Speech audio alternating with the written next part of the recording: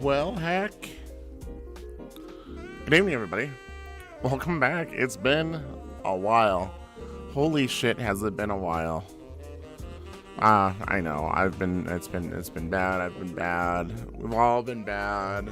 But 2023 was a very horrible year for me. So, we're going to start 2024 off right. We're going to start it off strong. We already welcomed in the new year with a bunch of amazing friends, a bunch of amazing people, and I can only see it going up from here. So we just need to have those positive vibes, those. Let's just have a good year, and I think like my path is in the right track. So I'm gonna hope that everybody else is as well. Hope for the best for y'all. And it looks like Trouz is ready. We're going to switch over to our screen here for our podcast. See here. And are you excited for 2024? Yes. Oh, there you are. I am super excited for 2024. As I was saying, I welcomed in New Year with a bunch of amazing people. Got to hang out with Chaotic and Bree last night and their families, and played board games and welcomed in New Year. It was great. Yeah, I think I saw you post a picture about that in the Discord. That's pretty awesome. I hate that picture too. I look like such a chick. You're fine, man. I'm just saying, like. I didn't really do too much myself. I think I just had like 4 shots of whiskey and hung out in a Discord VC with some homies for like 6 hours while we played Lethal Company. Lethal Company is a good game to welcome in the new year. I need to play more Lethal Company. Yeah, I mean, we're always running lobbies, so like if you're ever filling up for it, it's usually Friday nights. Friday nights? No, I'll have to think about that. No, you do what you got to do. It's no hard feelings if you got other things you're doing. because while 2023 was a horrible year for me financially, I am recovering quite quickly. So That's good to hear. I'm hoping to hop back down to just one job after a while. But Oh yeah, that'd definitely be nice for you. because I don't know, like I had to like give up streaming. I had to give up like making videos. I had to give up a lot of my projects to work as a pharmacy technician in the morning and then go and dash until like 11 o'clock at night for DoorDash just to try to make ends meet. And it was tough. Yeah, I know, man. I heard you were always you'd mention it here and there to me, and it sounded tough for sure. But it sounds like things are starting to look up. Oh yeah. So Yeah. we're starting the year off strong, at least with that. That's good, man. I'm glad to hear it. Um, Um, but I also hear things are changing a little bit on your part, a little bit. yeah, a little bit. Yeah, 2023 was a weird year. There was a lot of good and a lot of bad for me. Some of the good was that I decided to do a lot with my content, and it kind of paid off in a way. Where I did my 100 days in a row of streaming. I know. I'm jealous. It took a lot out of me, I'm not gonna lie. Like by day 70-ish, I was like, fuck, man. But I pushed through, made it to 103 days actually at the end of it all. Are you gonna try to break that record next year? Fuck no. Come on, Josh, you gotta go for 104. Shit, I don't know, maybe. We'll every year, just increase it by one. By one day. Until it's 365 days. Exactly. Fuck, then the streak never a ends. whole year. Damn. Then the streak will never end, and you'll be one of them top full-time people who like just streams for life and I heard that. I was looking up online the other day, like who has the record for most consecutive streams, you know, and it's somebody that's in like year 3.5, and it's like, how the fuck have you done that? Right? 3.5 years straight, every single day, no matter what. Like, maybe even for just an hour or whatever. Like they're doing it. It's like, oh my god, I don't think I can ever do that. Well, I could do it. Know? No, not really. I couldn't. I have too much. I have way too much going on in life. Like, so I've been like going out again and hanging out with people. So like, it's a case like on Thursday nights I go play Commander now with a Magic Commander now. So that's awesome. It's a matter of fact of like, you know, getting out there and socializing. So like Thursday's out of the question. And then one of the new games that came out for us, Lorcana. I don't know if you've heard much of that yet. We kind of discussed it a little bit in USG. Disney Lorcana. Yeah. It plays a lot like Magic the Gathering, but it's Disney characters. Yeah. And instead of like trying to kill your opponent, you're having your characters go on quests to try to accumulate lore. Interesting. Let me tell you, it's addicting. They have some pretty cards. I'm not gonna lie. I was like, ooh, some of this art's nice. Like, it is an addicting game, and it sucked because like when the first set came out, scalpers were just on top of that shit like crazy. I don't doubt it. It's like the new big thing, and it's Disney, so it's like even more so like people are gonna hop on that fucking scalp train because they're fucking pieces of shit. But oh yeah, you know, that's how the card game world works, and it's unfortunate that such a like big IP like Disney, yeah, you know, like they're just gonna attract more attention. And like it sucked because like we live in a small town, so we have a game store and a Walmart. So whenever like the product would come out to Walmart, I know for a fact one of the employees there is a scalper. So he would wait until the vendor lady would come in and stock the product. then he would go in and swipe it all and use his discount card to pay for the product. Oof. So like he was getting like, so he MSRP is like $6.99, so he's getting 70 cents off a pack on this. Yeah, that's gonna add up for sure. And we can't catch him on it because even though we know that he's doing it because he's buying everything out. Like he doesn't know a lick about the game, but he's like, oh, I bet this is a good product, and buys it out. Yeah. Like you don't know a lick about the game, but you're buying out the product. Hello, that doesn't raise a flag. This is just not good for people who want to play for enjoyment. You know, like there's a lot of people out there who would love to just play the game and have fun with it. Oh yeah. But there's people like him that just see profit in their hands, and it's like, God damn it. Oh yeah. And, infected brain. And so, like our card shop, yeah, they would get product in, but instead of charging MSRP, they wanted to try to ward scalpers off by asking for $15 a pack. Oh, fuck. So yeah, that's fucked. That's like how many cards a pack? 12? No, 12 cards a pack. That's more than $1 a card then, huh? I think it's like 24 packs a box. If I remember right. I don't know. I don't have one of the booster boxes with me. Yeah, I think it's 24 for sure, and then like you get like an extra little bonus like promo card. No, you don't. Not with Lorcana. You don't get a bonus card. They haven't gotten that. They haven't gotten that far into the fucking printing, huh? No.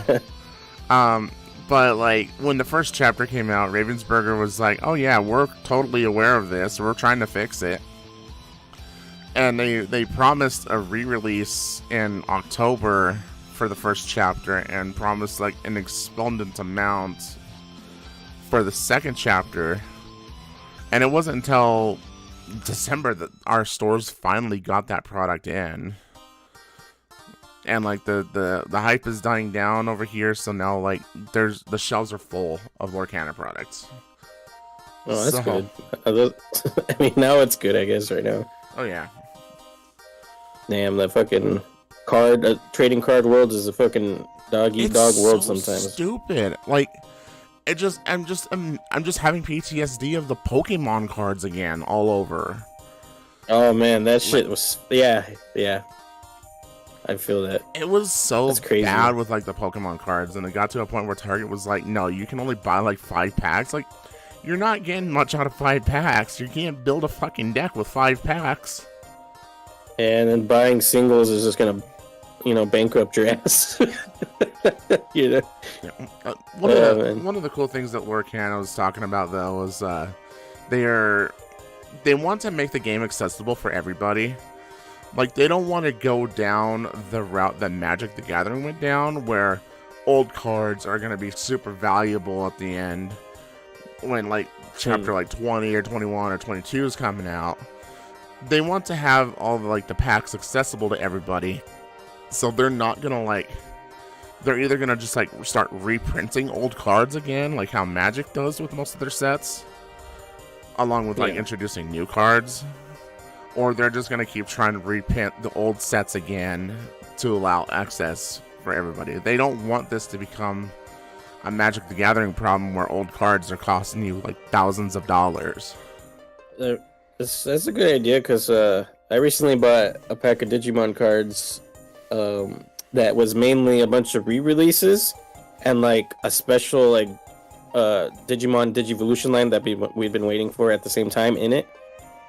And I was pretty happy because there's like $15 cards, $20 cards in there that I could have, if I would have bought like 6 months back, and then now they're like, since they're in that box, they're just now dollars, Yeah. So I really like that about that. I was like, now I don't have to worry about paying a shit ton of money to get those cards if I ever need them. Yeah. And they didn't want it to become, they like tried pushing hard on saying, we don't want this to be a collector's item. We want this to be an item that everybody can have fun with. So, like, if you're not, like, chasing the enchanted rares, which is, like, if you know Magic the Gathering lore, like Expedition Lands or Masterpiece cards, they have cards in the set called Enchanted Rares, which are, like, full art cards. But you can only get one out of like every like 2 to 3 boxes. That's how. Dang, that's pretty. I have 2. Yeah, that is a pretty rare find. And like the most expensive enchanted rare is like $400 right now. But the least expensive one is like 60, if that. Okay. And then when you're looking That's at not like too bad. when you're like looking at the non-enchanted cards, like the most expensive card right now is like $20. Okay. So they're trying hard to make it not expensive for the community. Yeah, that's good. Yeah, I remember like getting I was trying to get more into card stuff myself this year, but I couldn't because my job was dwindling and stuff, so I was like not able to buy cards for like almost 8 months. And I was sad. Because I was like ready for like building a new deck, and then right before that happened, stuff at my job kind of fell through, and I was like, oh no. Yeah. So I had to really start like limiting what I spend on, and that really sucked for a while. But recently I got my job to get me a big pay raise basically out of nowhere, and that helped quite a bit. So I'm probably gonna get back into card games and more probably soon. So I was happy about that. The first half of the year was kind of shit. Yeah, it was. But you're still like super big into Digimon, aren't you? Yeah, I've taken a little bit of a step back from it on stream and stuff and whatnot because I got a little bit burnt out. It was almost 2 years straight of just Digimon twice a week or more, and playing the card game every Sunday, I believe, with a few people. So I just kind of stopped in October at some point, and then every so often I'll play it if I have nothing else to play on like Friday nights. But I did get very into it. I'm still very much into it. It's just right now I'm getting a little breather, and probably gonna get back into it again this month or so, or the next month, because I'm almost done with some games like what's it called? I'm getting through Baldur's Gate. You know, that game's amazing. God, I want to play Baldur's Gate so badly. Shit, dude. Whenever you get it, man, we should play together. It's super fun. I know. Like, it is like I've already thought about like fun. playing a series through with you, playing a series through with like Taylor, and if they allow me 8-bit as well. Like, dude, it's crazy because I have 3 playthroughs right now. Oh jeez. I have a solo one. I have 2 duos. Who are you duoing with? One's with Draco. I'm actually playing as my current D&D character, Yolzi Kendov. He's a warlock dragonborn, black dragonborn. He does acid stuff, but yeah, he's basically my D&D character in the game, and it's awesome. And the second one I'm doing is with my buddy Marty. I'm playing as a sorcerer tiefling, and he's playing as a bard, I believe. And then a solo playthrough, I'm doing a druid drow, which is a very interesting combination. But yeah, I'm enjoying my solo playthrough a lot. I can imagine. Yeah. We going into like talking on D&D. Like I tried inviting you to, and I know that you were busy, which sucks. That you couldn't join us in our current D&D session. We've only I would have loved to, but I'm still deep in that other one, you know. We've only had 2 sessions, and by God, everybody is like essentially like peeing their pants with what's been going on with it. Like, I definitely feel that once you get a good group going together, it is always like the best time ever. Like, did I kind of tell you a little bit about what happened on the first session? I don't think so. So, these guys, like, in order to get them started, like, get them grouped together, I had, like, this big old, like, We Love the King Day celebration in the city that they were all gathered in. And it was, like, everybody gathered at the courtyard of the castle. And this big old, like, chunky guy, like, imagine Lord Farquaad just, like, 20 times fatter, just waddling his way out. And asking for adventures to go. So, like, you know, obviously all the player characters are like, yeah, we'll go. and that was the opportunity to get them warped into this new custom world. And if it wasn't for the fact that 8-Bit's character is a tabaxi, they would have probably been like shish kebab, because everybody else's character is a non-furry character. So thankfully that 8-Bit's character is a furry character. Like, they were like, she I need was to see what a tabaxi is. Imagine like a giant cat. Oh. Yeah. Oh, that looks cool. That's interesting. It sounded almost like the way it sounded to me. It was, I don't know. It reminded me of the little gremlin demons with horns that have fur. Yeah. So it gets to a point where they finally make friendships with the king and alliances, and they get sent to this new city, but they're still like in a completely different world. Our goblin character has a badger who goes by the name of Rabies.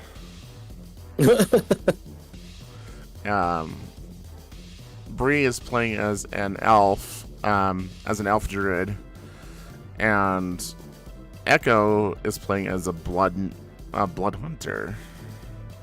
Really? I guess that's like one that came from Critical Role, I think, if I remember right. Okay. And then 8-Bit's playing as a rogue. So nice. So they all get to the kingdom and they get settled in and they go into the inn. And the barkeep is like this giant like white tiger guy. And like grumpiest face, like one of the most like dull people you'd ever meet.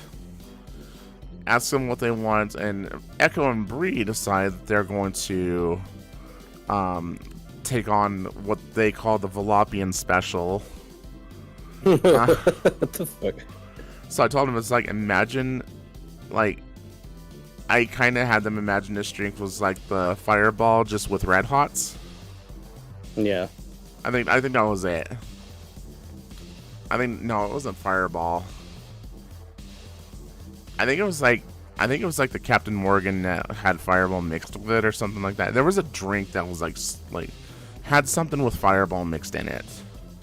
So it was like a very cinnamony like taste. Echo drinks once and just completely coats the table with vomit. Bree takes like 2 or 3 shots before she finally pukes. And the tavern keep goes over and tries to help Bree to her room. She's like, well, can't you stay with me for just a little bit? Like, tries to, see if the innkeep would just stay with her. I was like, okay, well, roll for a persuasion. And she fucking lands a nat 20. So the next session winds up that like the fucking king's daughter is going with them on their adventure to find the first big bad, and she's like, and everybody was mocking her for like sleeping with the tavern keep, and she's like, I wasn't sleeping with him, and the daughter was like, no, I've never heard him purr that loud before in my life. So it was just a series of just mocking her because her character slept with the fucking tavern keep. My God, Bree would do this. That's crazy. She didn't even intend to sleep with the barkeep. That's the funny part. She just wanted him to just stay there for a little bit just to make sure she was comfortable. Yeah. And it ended up nat 20. Yep. Sure did. Like, it reminds me of something that happened to me too. Okay. A nat 20 situation, basically, that probably shouldn't have worked, Uh-huh. So I have a familiar, right? And it's a little like pseudo dragon. And he just helps me fight every so often and look around for stuff and whatever. And we were in a fight with some werewolves. Tuba knows what happens. He's our DM. We were fighting some werewolves and stuff in a little village or whatever. And we're having some trouble, and then I was like, you know what? I'm gonna try something crazy. I'm gonna use my pseudo dragon to take a fat shit on the werewolf from flying above. Oh my God! I rolled the nat 20, perfect shot into its eyes, and it was blinded. Oh my God! And we were dying laughing for like 10 minutes, dude. It was the funniest shit. And it was just losing its turn because it was like trying to get the shit off, and it couldn't, and it was like, it was a waste of turn every time when we killed it. It was amazing. Oh my fucking god, Trouz. So yeah, I got my pseudo dragon to take a shit on an enemy for an advantage. Also, Bree's in chat. Hi, Bree. Hey, Bree. You just missed a great conversation. I told Trouz about what you did with our tavern keep. I guess just talking about her summons her. How about that? My god. Give us nat 20s in amazing situations. It's the best. I can imagine that happening though. Like the first time that I got introduced into D&D, long time ago, was one of Cordy's best friends. So he would we would go over and have a weekly session, and I wound up making like this orc monk. And I was like, I don't have a backstory for him yet, and they're like, it's okay, you can figure one out. Well, I kind of got into the backstory of this orc monk had anger issues, so that's why he went into the monkship to try to control it. Yeah. But that didn't work. Because it was always the case of when he would try to do his inner focus and would try to attack or swing, he would always miss. Always miss.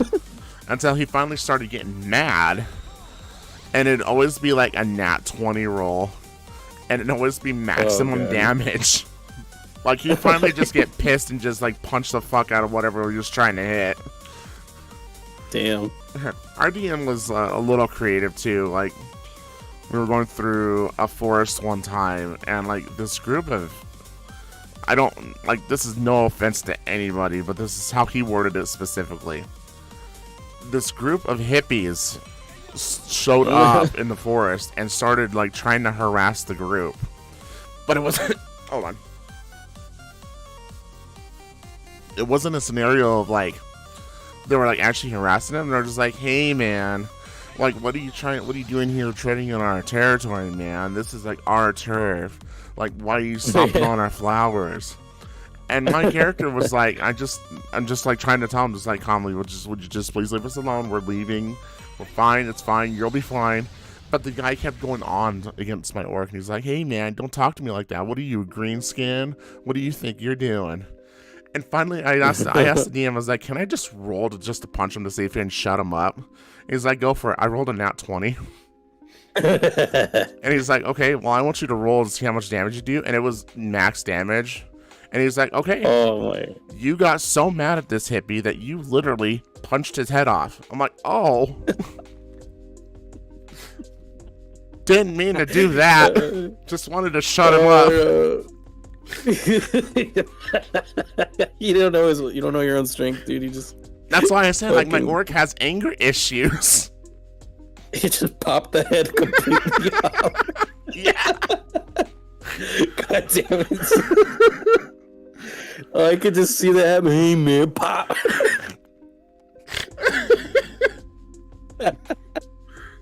Holy shit. That was a great campaign. I wish we would have finished it. Dude, nat 20s are always come out in the best opportune moments and shit like that. Oh, it's yeah. Amazing. Oh, yeah. And also the polar opposite, fucking ones, complete natural ones, just straight up, everything fails. Oh, yeah. I rolled a couple of nat ones on perceptions. And the DM would be you can see the back of your eyelids. I'm that's cool.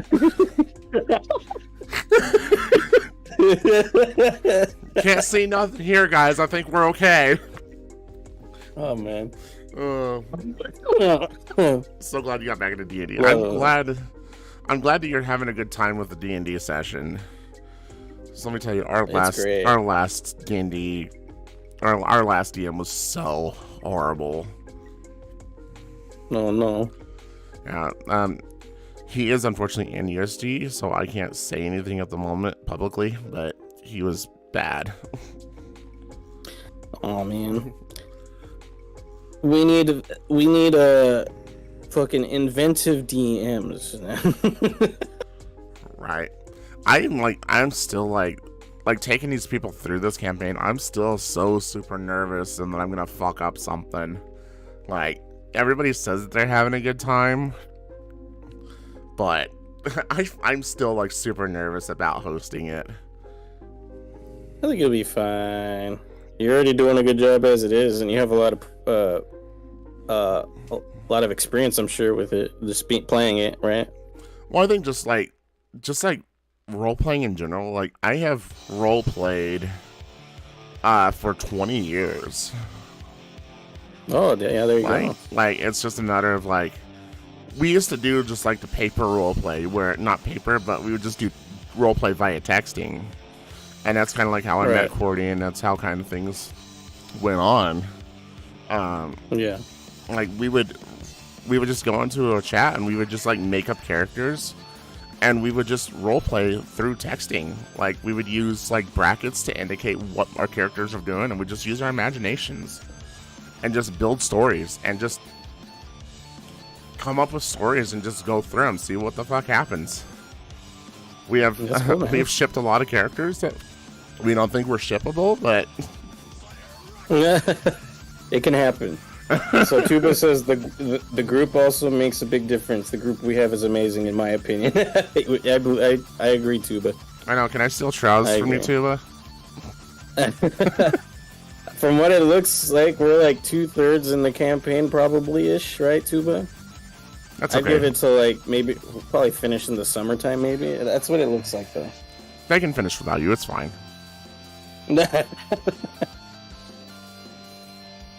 I've missed a couple sessions though at the end of the year because work ramped up for me because I got a new route to deliver to on my newspaper route, so I have to use more time to prepare for that and get rest and whatnot. But I'm starting to get used to it now, so it's not like a huge issue anymore. Oh, see, Tuba's making his own world too. You can go on, but if you guys want it. Oh, I mean, yeah, that's true. Very true. Of course, I'm also being a little stupid and like putting like puns in my campaign. So. Oh, I'm sure Tuba would love that. So like the first place that the first dungeon that they're technically going to be delving into is called the Budweiser. Oh my god! And our goblin's like, well, does it smell like shit? And it's like, and the female character that I'm having go with him, she's like, oh, it smells a little bit like crappy alcohol, but that's it. Oh my god, dude! I know one of Tuba's places we make fun of because we can't even pronounce it. It's like hit the Hodwick or some shit, and we call it hit the Howick. Oh god! Or hit the Hodwick. Dwick. What are you, some kind of Dwick? I think we're. No, that's one of the weirdest named things I could like. It's hard to pronounce, man. I introduced them to like one of my custom like races. So I call them the Velopians, and they're like very small fennec foxes that are like anthropomorphic. So they basically can walk on 2 feet. They have like thumbs. They can like do anything like a human could do, basically. Well, I'm sure Clay would love that race. But the problem with them is that like there's not necessarily a problem. They're like the world's traders. So they'll go and like do trades between cities and try to make money and do more trades and everything like that. And that's how like the resources get around the world. Some of them want to believe that they're like top engineers, even though that they fucking suck at engineering. So they got stopped by one Velopian when they were trying to go meet the mayor of like one of the trade cities, and he tried pawning off like the singing sword to them, and it's like, this is one of the greatest inventions that you'll ever know. It sings, it stings, it swings. How could you say no to it? And so Bree said no, Taylor said no, and 8-Bit's like, well, maybe I'll try it. And he's like, okay, go ahead and try it out. Maybe you'll love it. And so she takes it and she swings and like rolls a fucking 5 for an attempt to hit target dummy. And I state that like the sword, you don't just miss with the sword. The sword doesn't think that it's going to hit its target, so it completely stops you in your actions and forces you to like wave your arm around as it starts singing opera music to you. And she's like, don't think this is what I need today. Sorry. So he starts going off on him. He's like, you waste my time. You're not going to buy my sword. That sounds like a bard sword for sure. That's crazy. Well, it's one of the Velopian terms. Like if it's not Velopian made, it probably won't blow up. So yeah, the D&D campaign has been hitting very hard though. Hell yeah. It's good to eat.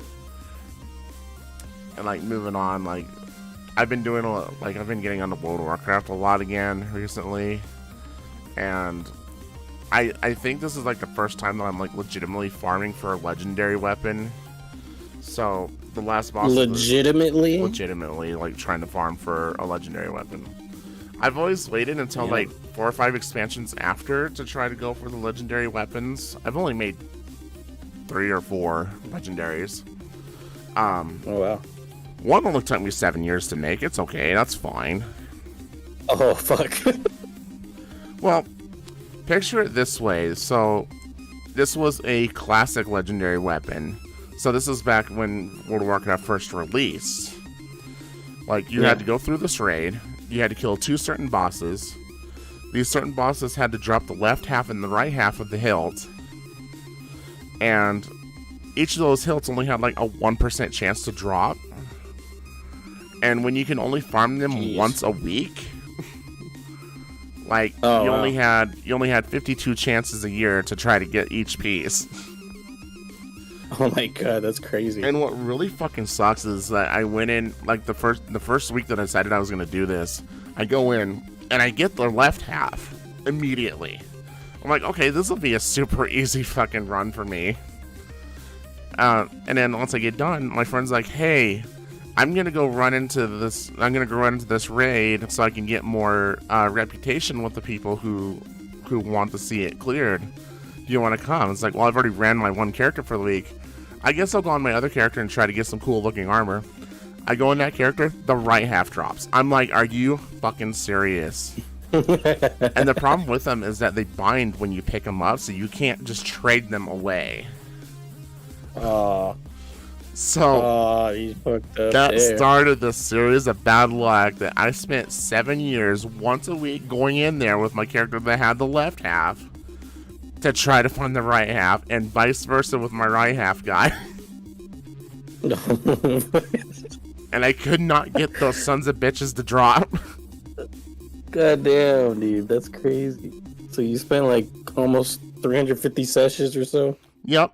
7 years worth of sessions going in there twice a week, I should say, to try to get them. Damn, that's dedication, man. But I did show you the two-handed axe that on your stream one night, and it was a case of like, so this axe has like a 0.1% chance to drop per week. Yeah. Oh my god. MMOs do it differently, man. I've never been able to handle that because I'm such a instant gratification type of person. Yeah. That like waiting that long for something I want is like, oh man, I'm gonna just get bored. I admire people who can do it though, because damn. But the cool thing about it is like, if you don't like, one of the things that they added was if you don't get it that week, they drop a bad luck protection token. So every time that you pick one of those up, that character's chance increases by 1% to get it the next week. Oh wow. 1% every time. So I have a few characters that are at 3%. I have a few characters that are at 2%. I have a character that's at 1% right now. I have like 6 characters farming for this thing. Man, this is what gets me scared to try this Digimon MMO called DMO. I'm like, man, I'd probably fucking get so absorbed in it. I'm scared to do it. I mean, MMOs, like, yeah, you think like the grind and stuff like that would be really bad, but it's a case of like, if you enjoy the game, like World of Warcraft is one of those that like if you don't get gratification this time, there's a million other things that you can do. So yeah, you can do raids. Yeah. You could do just dungeons. You could do harder dungeons. You could go and go fucking kill other people if you want to in an arena or a battleground. You could go play Pokemon. You could go like find more mounts. You could find more armor transmog sets. Like you can go find weapons that you don't have. Like there's thousands of things to do in the game. Like it really overwhelms like a lot of new people. Like I feel bad for Bree sometimes when I'm taking her through the game. She's like, it's a lot of information to absorb for sure. That was one of the coolest things though, is like bringing Bree into the world of Warcraft. Like just showing her like, this is what I grew up on. This is what I grew up with. And like, she thinks that she is like, and I hope she's still in here, so I can like bash her a little bit. She thinks that she's bad at the game. But like she's played twice. I think we've played for like a total of maybe 8 hours. But it's like she is like very quickly like picking up everything that she needs to be doing as her character. So she chose to be a druid. She's choosing to be a feral druid, so she is staying as a cat for the most part. So, and she's like picking up quickly what she needs to do. Like she understands that as a cat, she probably needs to be behind her target for some attacks. Yeah, no, you are not fucking bad at the game, Breach. Shit. And like, I'm kind of like slowly letting go of the reins. Like I was kind of like guiding her and telling her, okay, this is a quest. You need to pick this up. This is where we go to do it. Here's another quest. We can do that one at the same time as we're doing this one. And like slowly I've been letting go of those reins and seeing, and she's just like, she has picked up quickly what she needs to be. She understands what she needs to do. There's a quest. This is where we go to do the quest. It's amazing. That's good. That I see it like a daunting game like that can come easy eventually, right? As you play through it, yeah, you're gonna get better and better at the game. Like I took her through her first dungeon, and I have an add-on that allows me to watch DPS charts. I'm choosing to just be a healer and just staying in the back row and making sure everybody stays alive. But I was watching her, and she placed third on our DPS charts in a dungeon, and the two people who were ahead of her were like fully decked out in like gear and weapons, armor and enchants. Like they were meant to, they have their characters set up to where they go fast, but she was keeping up with them. Damn. In noob gear. Like, that's impressive. Bree's just a bad bitch, you know? She is. The baddest bitch in town. Slap you up across the head in noob gear. I don't give a shit. That's what she's been doing. That's awesome.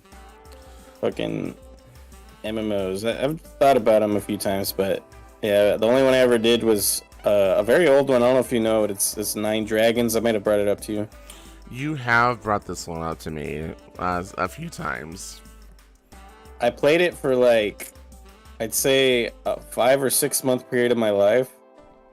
And I was on it like every day for like 6 to 8 hours a day. So I know how it feels to get into that MMO mindset. And I remember having fun with it. But yeah, eventually it just got to be like, man, this is all I'm playing. I kind of want to play other things now. Right. So I just dropped it after that, and I never went back because at the time I think my computer was having issues and I couldn't really run games anymore.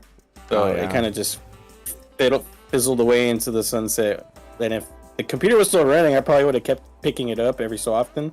And I probably would still be playing it to this day. Maybe it still is a game right now, which is crazy to me because it came out in like fucking 2007 or some shit. But yeah, that was one of the few MMO experiences I've had. It's always one of those, and if you ever want to try another one, just let me know. I'll hit you up. I will be sure your you gotta guide get a photo. in this dark world, Trouz. What was it called? Nine Dragons? Yeah. Oh yeah, we were looking My at that favorite- because like we were kind of talking about oh, there's a Nine Dragons restaurant and Slapshot Pizza in North Dakota. Slapshot pizza. Oh, North Dakota area. But yeah, Nine Dragons. My favorite race was Heavenly Demon because I was such a little edgelord. So Heavenly Demon sounded badass, and they were. They were like super demonic looking, but also had this heavenly white hair, and were good at certain magics and like certain weapons that look sick as fuck. And I was like, yeah, that's definitely gonna be me. And I remember using that as my username for a long time before I chose Trouz Schnauzer. It was Heavenly Demon. I was definitely an edgelord. So Nine Dragons can be found on Steam for free. It's got very mixed reviews. Yeah, it wasn't the best for sure. Nine Dragons is a game I that just has thought it gone- was cool because Asian stuff. Right. Nine Dragons is a game that has gone through many changes in publisher since 2006. I have followed it from the early days from when it was published by Acclaim to present day, where it is now published by Red Fox Games. What a journey it has been. I played off and on since 2007, and I finally quit early 2014. Do I recommend this game to new players? No. Stay far away from it. Oh man, I was playing it before all that. It was like 2009 or something. Oh my god, this is... Oh my god. TLDR, this is just another grind-focused Korean MMORPG that reached its peak 8 years ago. Only play if you're a grind junkie and like old-school MMOs. I remember recalling how fucking long it took for me to get certain ranks I wanted. I was like so mad that I was trying to catch up with one of my buddies I was friends with on there, and they just kept beating me because they had more time to play. And I was like, fuck. I was like, they're leaving me in the dust. Yeah, I vaguely remember having a buddy I'd always play with on there that wasn't from where I'm from. They were like a different area completely. But yeah, they'd help me fight certain mobs together and whatnot. My first MMO that I played Final Fantasy, I think it was 11 when it was an MMO. And goddamn, I sucked at that game. Like, I had no idea what I was doing. I had no idea where I was going or what I was trying to do. And You're just like, I'm here now. What do I do? like, my uncle tried really hard to get me into the game, and I just could not attach to it. So when they like announced World of Warcraft, and my uncle was like, "No, this is gonna be exactly like Final Fantasy 11. You're not gonna enjoy it." It's like, it's nowhere near like Final Fantasy 11, sir. Like, Man, Final Fantasy games are just, in general, for me, confusing as hell in general. and like when I like the 1 year when I did do St. Jude, it was like $100. I'll play any game you want me to play for 20 hours. Oh yeah. One of the people did it, and he was like, "You're going back into Final Fantasy 11." I'm like, "Fuck!" Damn, got him. I Cuba says he completed- was a RuneScape kid. I tried RuneScape. getting into RuneScape 2. That game sucked.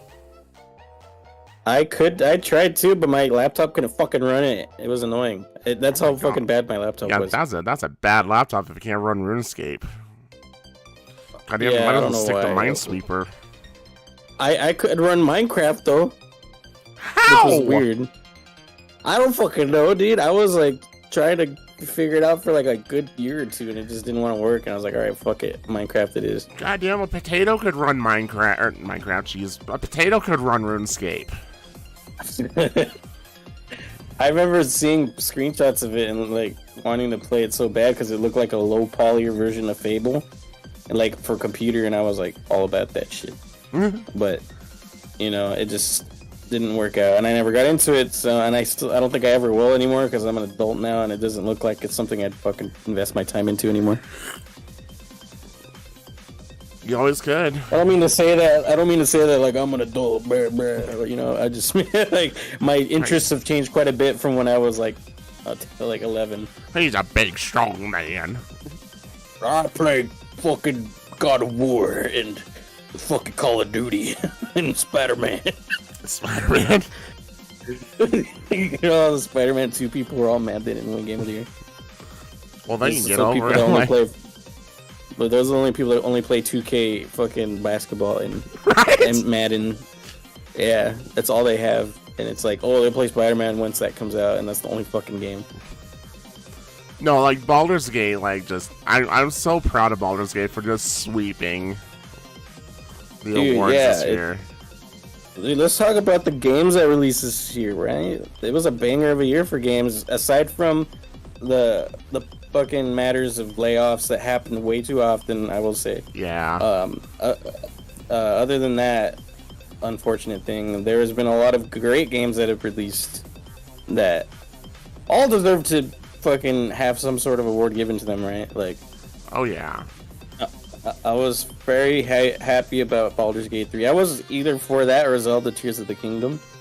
I was fine with either or. God, but I figured it would be Baldur's, though. I still have not finished Tears of the Kingdom. I'm still going through it. It's good, dude. I've finished it like a month or two ago. I will say it was such a beautiful game. It's so worth everything about it. Like, I was so worth the wait from Breath of the Wild to Tears of the Kingdom for me. But yeah, no spoilers though. I won't say anything, but yeah, that's basically how I feel about it. It was just a magical experience. And I still remember when Tears first came out. I took that day off from work, and Bree took everything off from her schedule, and we just sat and played Tears of the Kingdom for like 20 hours in a voice chat. I think I remember that. I remember seeing that. I had to wait like 2 extra days for it to come in the mail, so I was shit out of luck. I wanted to join y'all, but I was like, God damn it, I have to wait. But yeah, dude, I think I went like 5 days in a row and on stream. Usually, you know me, I don't play the same game every time in a row. And I went like 5 stream days in a row of Zelda Tears of the Kingdom because I could not keep my hands off it. And even after stream, I was still playing it. And I was like, fuck, dude, I just want to play this game. Oh, sorry, it was for 17 hours, not 20. Close enough. It felt like 20. And then like Baldur's Gate, I've had similar feelings for, but I was tied to playing with Draco, so I didn't jump into it like that, you know? So I waited. I would play once a week, and now that I have 3 playthroughs, I'm getting my fill now. How long is the winter sale going for still? Is it till the 6th? The 4th. The 4th. I may indulge in Baldur's Gate tomorrow. I get paid tomorrow, so I may buy it. Yeah, I mean, fuck it, dude. Do it. It's honestly going to be a game you're going to be playing for years and years and years and years. It's like Skyrim, you know, like that's how good it is. Like it's unlike Starfield, unfortunately. But yeah, Baldur's Gate, I feel is going to be one of those games I'm going to come back to forever. Now let's get on a more touchy topic here. Like, we're going to still stay with games that got released this year.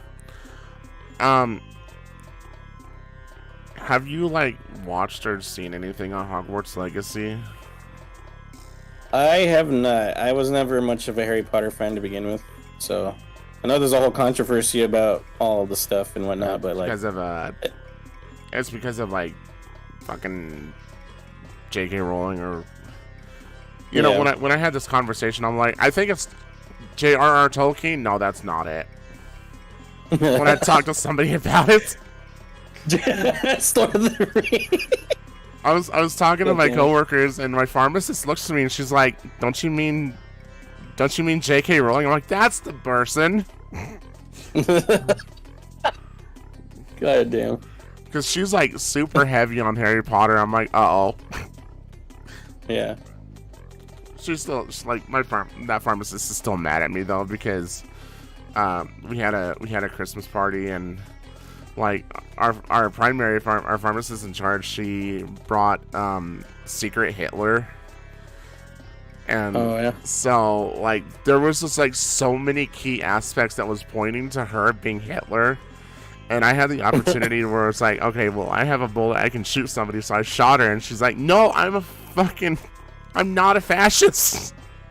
I'm like, oh shit, I'm sorry. Holy shit. So she never forgave me for that, even though I had like solid fucking evidence that it pointed to her. Oh my god. You want to get Mass Effect Legendary? Mass Effect is such a good series. Oh, dude. The Legendary Edition I did get that. I picked it up because I played all 3 of them on stream in the early years when I was starting. And I wanted to get back to the Legendary Edition because that'd be cool to go back to it in the upgraded visuals and all that. Right. So I definitely just got that in my library. I loved Mass Effect. Mass Effect made me cry like a bitch like fucking 4 times, dude. Like Garrus, I cried a lot. Garrus is always gonna be like my character though. Like when my uncle played it, when my uncle played these games, he always let me pick a character, and that character always stayed in his party no matter what. So when he first got Mass Effect, I looked at Garrus. I'm like, I want him to stay with you forever. He's a good ass character to keep with you, to be honest. He's a really good character. Mine was Morden. That's my guy. Little old Morden. I'm kind of like looking through some of the games that came out this year. Mario Bros. Wonder. Have you played that? I've been playing it for the past. I think I've streamed it twice so far. God, I kind of want to get it. It is a fucking delightful ass game, dude. I was talking about it with somebody else, and I was like, it's basically for me how Super Mario World felt to me as a kid when I was first playing it on the Super Nintendo. It was super colorful. I felt like delighted to play it every time, and just the unique, because that game was one of the first to bring in unique mobs that weren't typical of Mario. You know, the Goombas were not the typical Goombas; they were called Galoombas. You had the Koopas, but then you had like charging Chuck football players. You had some dinosaur different types of boos, a lot of fun shit. And I loved how colorful it was and stuff, and that's been one of my favorite 2D Marios since. But this Mario Bros. Wonder has brought those familiar feelings back, and it's crazy because I was like smiling the entire time, dude. It's like it's super awesome, man. I definitely recommend it. Like Wonder was a refresh Mario needed. Was easier overall as a Mario game, but better overall. Yeah, it's a little easy in some aspects, but there's some challenging stuff. But yeah, it's super refreshing to have that game. Like my uncle got me a $100 Nintendo card for Christmas, so I've still been debating on nice. What I wanted to buy. So like Mario Brothers Wonder, Super Mario RPG, and then like the Pikmin 1 and 2 collection have all just been on my radar. So Pikmin 1 and 2 I picked up. I picked that one up as a physical. And I also picked up Pikmin 4. That one's something I've been waiting for forever.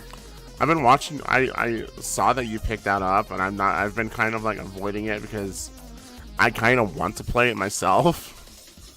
It's a good ass game too. Like Nintendo hit this year with all 3 of those games: Pikmin 4, Mario Bros. Wonder, and fucking Tears of the Kingdom. Like it's been a crazy year because like damn, like those are 3 big IPs of theirs. And they all fucking hit like great. Like they're all like at least 8.5 to 9 out of 10s across the board for like most people, I'd say. Bray says that the DLC for Pokemon has been amazing. That's what she's doing right now. Oh shit! I forgot about Pokemon. I need to get those DLCs. I don't know. Scarlet and Violet just did not hit the target for me. I don't blame you. I definitely don't blame you. Like, I think my problem is, like, so here's my thing.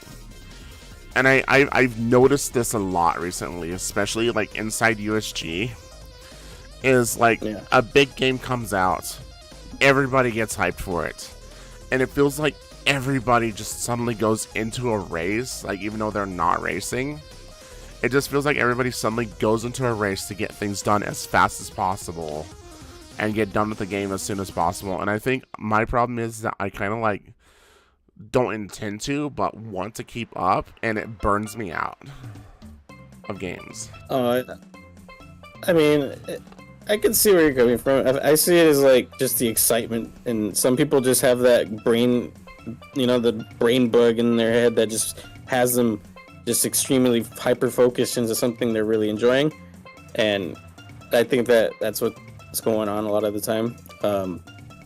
I do feel that sometimes I'm like falling behind for sure. Like I'm like, oh man, they're a little bit ahead of me. I wish I was there with them so I could talk about it. And like it's definitely that FOMO, right? Fear of missing out.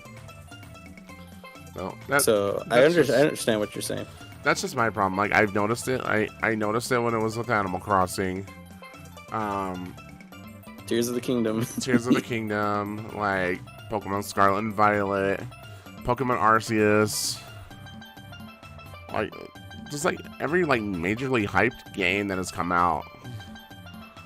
Maybe not so much Baldur's, surprisingly enough. Yeah, so I mean, thankfully I've been letting the hype die down on that one, to where when I actually do pick it up, then I can like enjoy it and play it on my pace.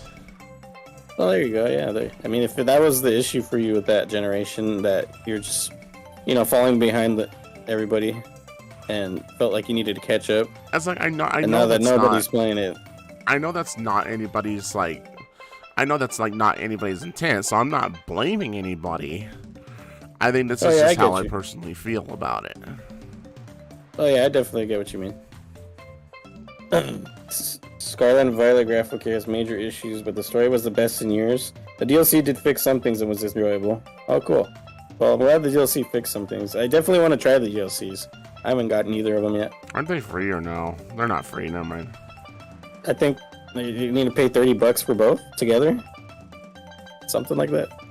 But yeah, what else fucking came out there? I know that Metroid Prime remake came out at the beginning of the year of 2023. Yeah. That shit was out of fucking nowhere. I was never a fan of Metroid, though. I like Super Metroid from Super Nintendo. I played a little bit of Prime and Prime 2 Echoes, but I didn't really get too far because I would just rent them, Yeah. Back when there were still renting stores and shit. Oh, yeah, I remember that.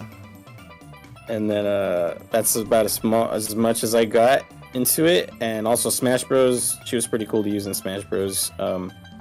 But yeah, seeing the Prime remake was just exciting in general because they kind of have some other IPs that need more love that haven't gotten in many years, and finally they're getting that love they deserve. So that was one of those moments for me where I was like, finally, some major Nintendo IP is not fading away and back again, Right. Even if it's like a remaster, a remake, or whatever, it's still acknowledging the fact that this series still exists. Kind of similar to how I felt about Paper Mario TTYD remake. Like, I was so beyond elated, man. I don't know how you probably felt exactly the same as I did, right? Oh yeah, I was fucking ecstatic. That blew my fucking mind. When I was first watching the trailer when it was live, I was like, "Is this Mario Galaxy? Is this a remake?" Because it was the book, and I thought it was gonna be Rosalina coming out in the storybook. Yeah. And I was like, "Oh wait, it's fucking TTYD," and I was like, "God damn it, dude! They fucking did it." How I thought Paper Mario was completely just no longer what that was, Yeah. And now that they've acknowledged it and they're giving it a full-blown remaster, full remake, that just cements it more that they're really trying to see, do the fans really want this? And I'm pretty sure the sales numbers are going to speak for themselves when that comes around, because there's a lot of Paper Mario TTYD fans. I think, my opinion, I think TTYD was probably the best one, and then it was Super Paper Mario. Yeah, I remember you saying that's your second pick a while back, and I was surprised it wasn't 64. But I've never played Super Paper Mario, so I don't know how that game is. Well, I can tell you because I've never finished Paper Mario 64. Never finished it. Oh, okay. So I can't give it an honest review. Shit, maybe that's something I gotta play with you in the background while you know, like how you did with Zelda and Mario RPG with me. Yeah. I could speak. I don't know that game as well as TTYD, but I do know some things. I think you'd have fun with it. But yeah, that's gonna be super exciting when it comes out. I'm hoping spring or summer, because it looked kind of pretty, well developed as it was in that trailer. Oh yeah. They showed areas from the 4th chapter, I believe, which is Twilight Town. I don't think they showed anything beyond that. I don't remember off the top of my head. I do remember seeing Twilight Town, so at least it was probably around halfway complete or more by the time when they showed it off, which was what, October, November? I don't remember what month, but I'm hoping spring or summer 2024. Hopefully. That's what also inspired me to try playing that ROM hack of TTYT. Oh, yeah, for those who don't know, well, can I say about what I'm doing for you? So yeah, go for it. For those who have watched our previous videos that I have on my YouTube for our Donkey Kong Country playthroughs, so I kind of threw my offer out to Trouz that I was going to like condense his fucking Google translated Mario hack from like those like long 4-hour chapters into like short like 30-35 minute videos, just to kind of capture like the golden pristine moments of that playthrough. Yes. Oh my god, like the little bit that I haven't worked on it yet. I haven't had time to. But like the little bit that I've watched, like especially from like the clips and stuff, I know that as I'm working through this, I'm literally gonna be probably peeing myself a few times. Oh man, it's great, dude. Like I can't wait for you to see the moments that come up when you get through when you start watching through it. Oh man, like I didn't clip everything because I didn't want to like spam the shit out of a clip section and all that, so I kind of just like pick 4 to 5 clips a stream that I felt were the best, and then I send them out there. But there's definitely more moments than just the ones I've shared. Oh yeah, I'm like, they're all great. I'm fucking excited. Like, holy shit, man! Like a few of the moments I want to share is when fucking Bowser says to get your husband, boys. Get your husband, boys. Bowser, the king of the cave. Get your husband, boys. Oh my god, dude! I couldn't believe how fucking funny that introduction was. Like, that's the first thing he fucking says. Oh my god! Like, and like other moments there, like when you're fucking sitting there with the kids and he's like, "Hello, I'm hard. What do I do with it?" Yeah, hello, I'm hard. What do I do with it now? I still think Professor Frankly's my favorite character right now because what he says is straight up unhinged and also very like he's got dementia. I love it. Like he's such an old kook and like he's very helpful and kind of funny sometimes in TTYD, but in this he's just completely unhinged funny, and I love him so much. Like I can't wait to talk to him after every chapter ends. It's always like he's yelling, "What?" Like, what are they selling? Yeah. He's such a funny motherfucker, but yeah. It's just like every 1,000 years this happens, and today happens to be the 1,000 years. Bullshit, right? He was so angry, man. I'd be a little bit angry too. Like, fuck. He's so relatable, man. Imagine though, like something happens every 1,000 years, and surprise, we're the ones that are alive that's gonna have to witness this shit. Yeah, it's too real, man. That's like a lot of the shit that's said is like really fucking like, and it's crazy though, because like I'm missing a lot of dialogue because I'm not using certain like partners in certain cutscenes too.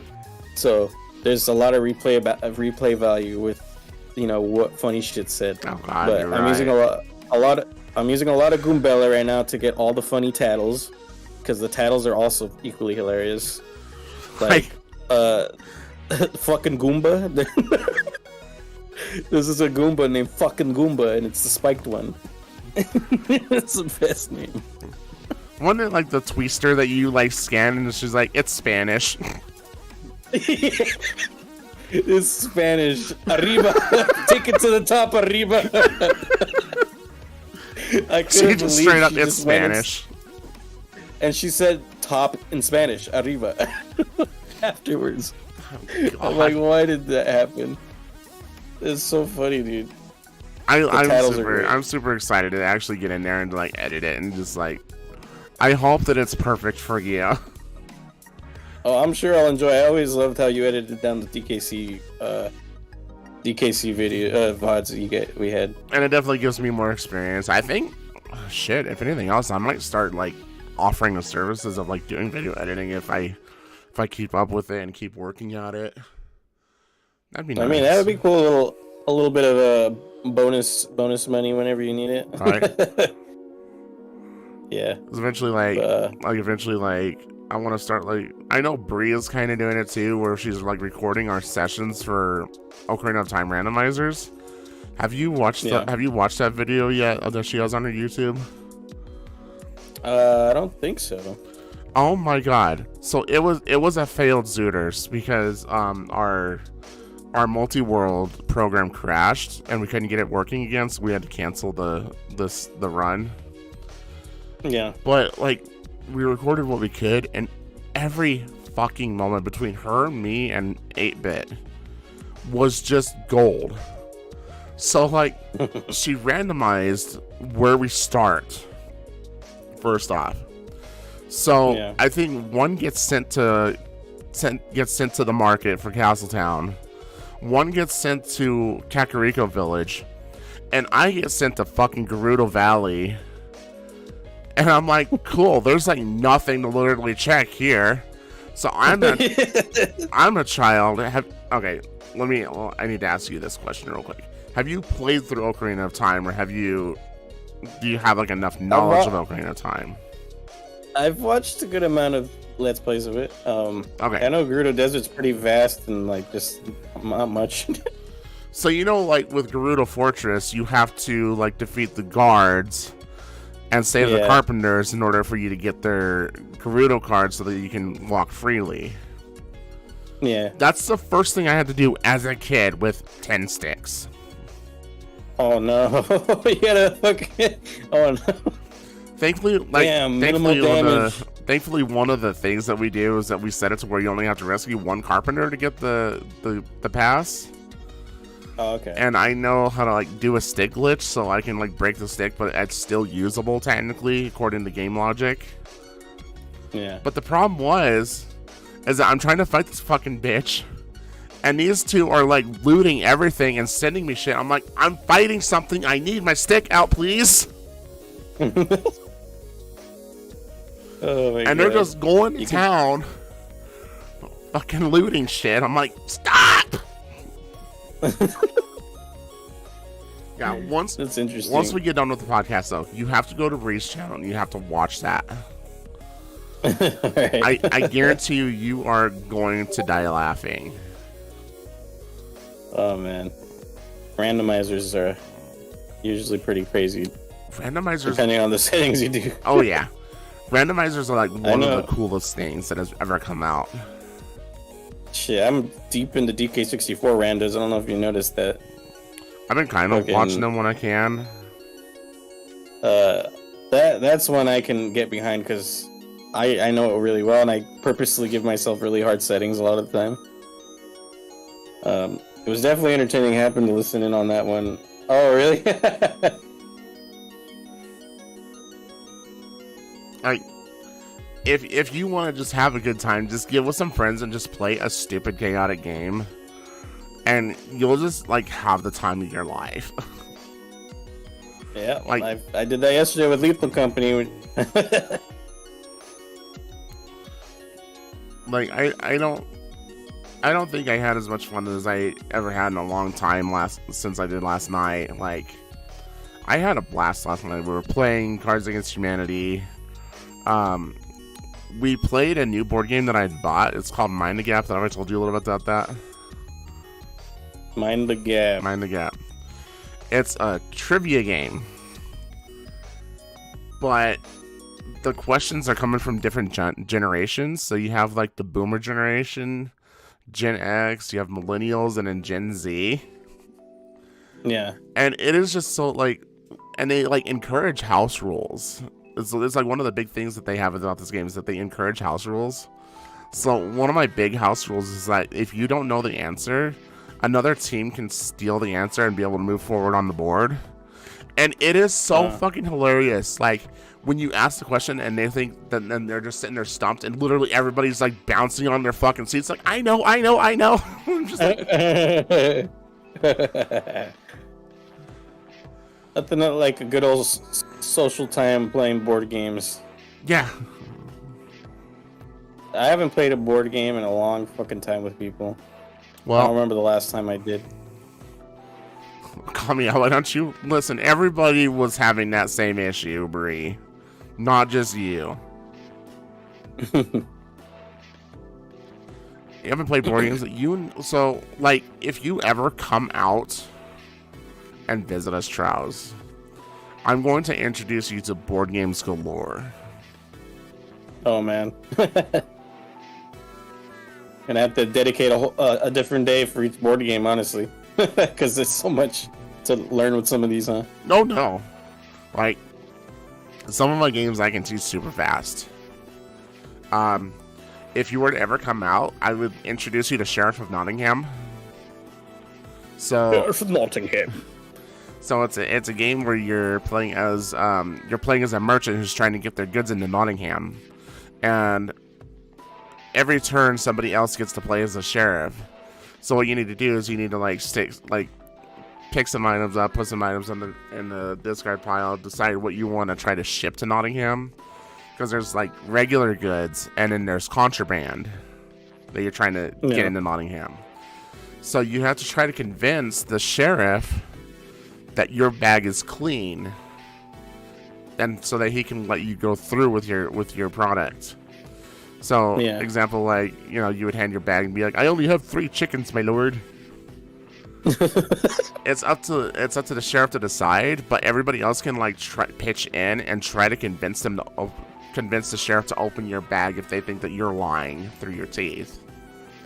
Yeah. So if the sheriff catches you with contraband, you have to pay the sheriff. But if he opens your bag and you say you have 3 chickens and there's 3 chickens in your bag, the sheriff has to pay you for every chicken that you had. Oh wow! And it's basically it basically goes until everybody's been sheriff at least twice, and then whoever has the most gold wins at the end. That's interesting. It's like a little game of fucking liar. It's a liar's tongue game. It's one of the coolest games, I think. Oh, that's cool. It's Among Us, but it's not killing. It's just lying. It's gonna be one that I'm gonna be taking to Bree's birthday party on the 12th. Oh, nice. Yeah. So we're gonna be playing good old fucking.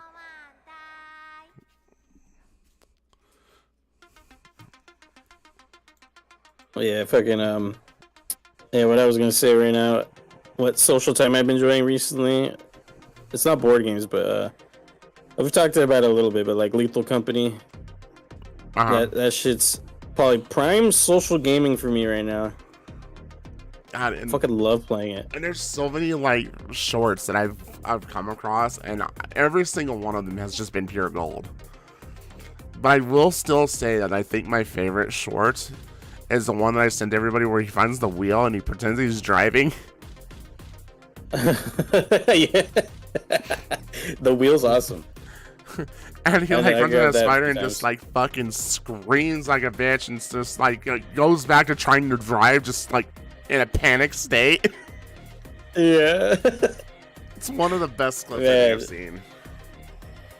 I've had a lot of fun moments. We try to completely I was playing it offline, but with some friends. We're trying out this mod pack they created, and it's super chaotic. And well, I think Tuba played a little bit of it too. On Friday night, we played one where we had like more stuff can happen, like events, I guess. And stuff like the Jack in the Box that wanders around and like cranks itself open to kill you, like a big old monster comes out of it. But instead of taking its time, taking like 30 seconds to wind up, it just fucking goes. I was like, and the event's called Pop Goes the Holy Fuck. Oh God. And I remember I went into the building, the main entrance, and it was already there waiting. I was like, oh shit, looks like we're fucked dirty. And then Tuba came in. I'm like, oh, this guy's gonna do something. He's like, oh yeah, I've seen some videos of him. I'm like, oh, but it's not like how you've seen him before. He's just gonna fucking pop. And then as soon as I said it, he popped. Oh God. I was like, oh shit, Tuba, run! And I dipped out of the main entrance, and he was across from me, and I didn't know if he made it out. So I went back in there to see if he was okay, and then the thing fucking got me immediately. No. And I died, and I was like, God damn. That sucks. But it was scary. But yeah, there's some insane mods for it right now. I love playing. There's another like the Skinwalker mod where you can have it like choose to record your guys' voices, right? Like what you're talking, and it'll play it back to you when a creature's near you. So it sounds like you're actually there, but it's not you. It's a monster. Oh, I think I've seen you play with that one. Yeah, it speaks as you, and there was a moment where I was like wandering around with them. I was like, I did my best Axl Rose impression from Guns N' Roses. I was like, what? I exit, baby, you're gonna die. And then I don't know if you heard that through Discord. Did it come through? Yeah. Okay. And then later on, like 5 minutes later, after I had died, one of my buddies was looting, and he was by the fire exits, just so happened to be by it. And then this bracken came to and started yelling at him, and he fucking ran over the corner. I was like, dude, he chose that line, and fucking right when he was by the fire exit. And that's one of my favorite moments so far. And I made that into a short for YouTube, and that one just consistently just keeps going, more and more views as the days go on. It's awesome. Lethal Company is one of those gold mines for content, I'd say. Oh yeah, and it's such a good game too. As I said, I want to definitely get back into it and play more of it. Oh yeah, that one night we all played together. It was like 7 of us, right? Yeah. That was a fun ass time. Yeah. And we all exploded in that one room with the mine. God, I'm still so mad at Echo about that. He even saw it the first time and still walked over it. That was so fucking dumb. God, Echo. Oh man, they killed like 4 of us. Yeah, it did. Midge is like peeing herself laughing at it. And then a spider ran by us after. Yep. God, yeah, definitely want to get more of those nights in with y'all whenever you guys have the time for that. Now, when are we going to try to do another Donkey Kong Country, Randa? We got to get in on another one of those. Yeah, at some point for sure. I'm definitely thinking about it, but yeah, right now I got my hands with fucking Mario Wonder, Pikmin 4, Baldur's Gate. What else was I? Oh yeah, fucking getting back into Digimon Cyber Sleuth with mods. Now, if I pick up Baldur's Gate, what would be a good day for you to play? Or do you not have any open times right now? Honestly, because I'm doing Baldur's 2 times already on stream a week. Okay. I know me and my buddy Draco are like halfway through Act 3, which is the final act, and then we have like the epilogue section to do after. I'm thinking like another couple months probably for that. But maybe when I finish like my Google translated Paper Mario, because that's only 8 chapters, so You're on I'm on 5, chapter aren't 5 you? coming up. Yeah. I'm about to do 5, so possibly after that, because then I'll have a free day, because that's almost done. When is that day? What day is that though? Wednesday. Okay. Because We usually definitely have to think of a Tuesdays. time to get together and play another game. Like I miss playing games with you. Oh yeah, for sure. It's always a great time when we play together. Like it's been a hot minute since you and I have just gone together and done a playthrough or something. Yeah. We definitely like. Oh, I gotta ask you, when are you gonna be playing the game that I pushed onto you? Yeah, I remember. That's another thing I need to worry about. Your game, and then somebody else the day after redeem and fucking make me play any game too as well. So I have to do 2 of those. I could probably buy your game tomorrow for you. Let me think. Maybe Monday. Monday, I usually I reserve for like miscellaneous things. Okay. So I mean, I'm up for a Monday. It depends what time you're available. I can just not dash that day and just come in and hang out and watch. Yeah, I mean, whatever you want to do. Let me know for sure. You'll probably like spend 2 nights on this game, maybe, if that. Oh, okay, that's fair. Like, But yeah, usually probably just Monday then. One of the Mondays that come up. because I mean, Obviously not today because we're doing the podcast today on a Monday. I want it now.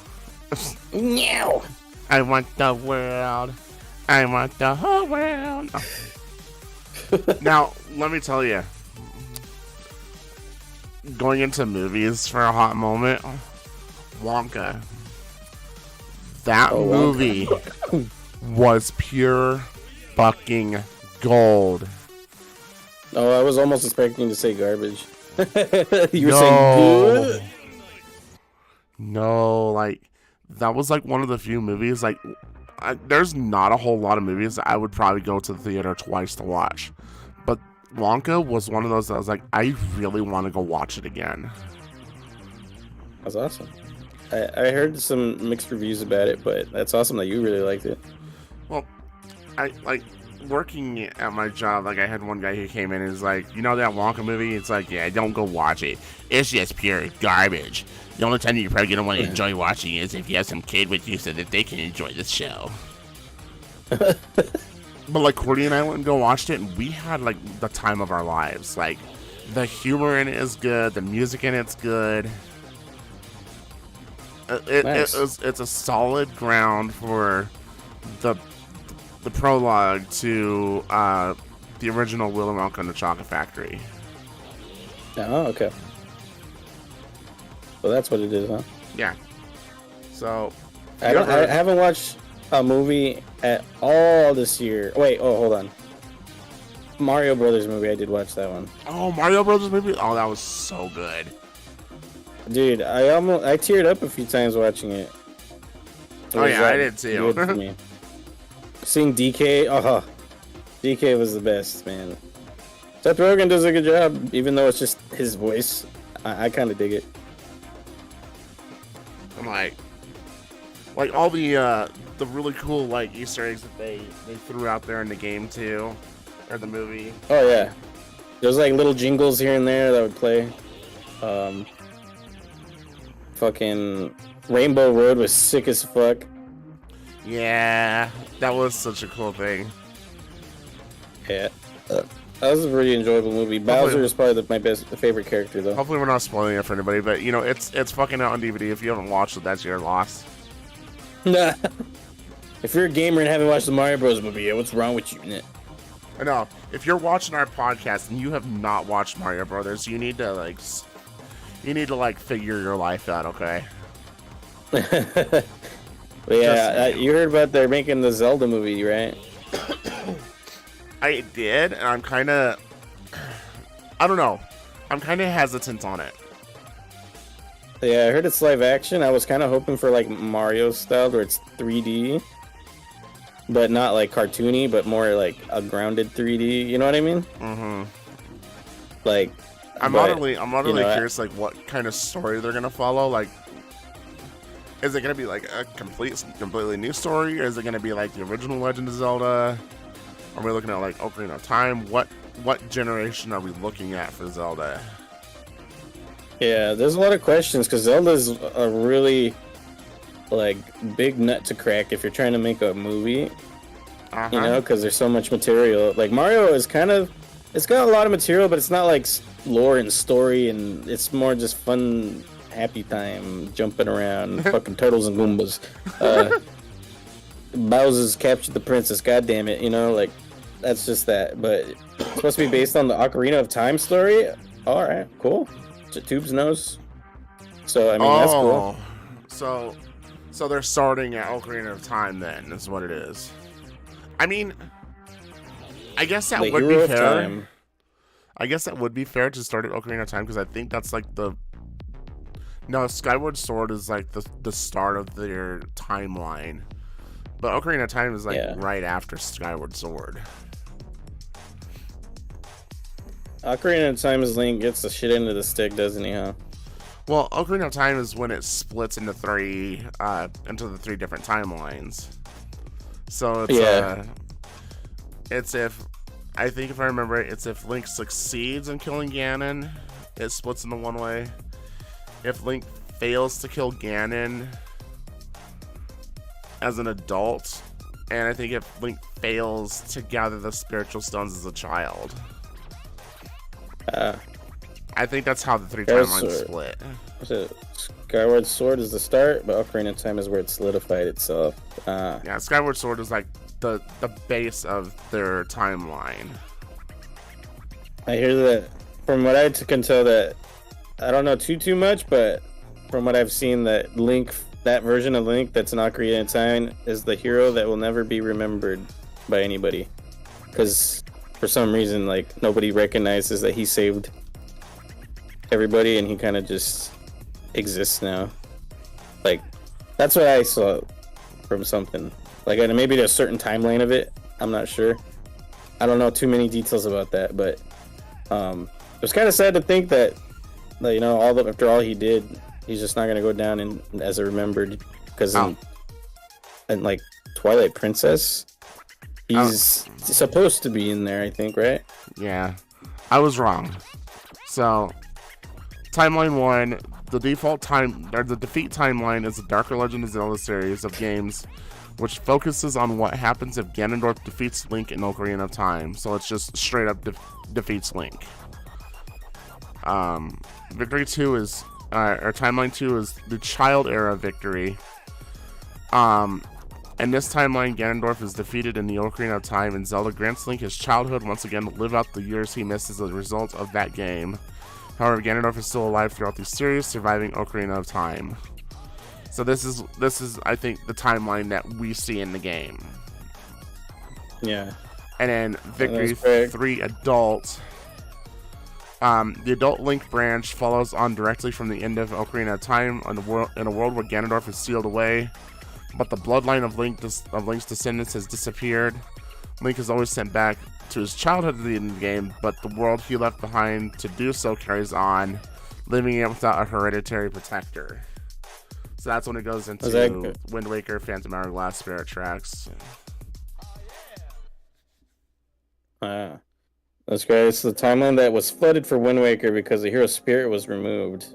Oh, you're good, Tubes. It's fine. You don't gotta worry about it. We're talking about it, so I welcome it.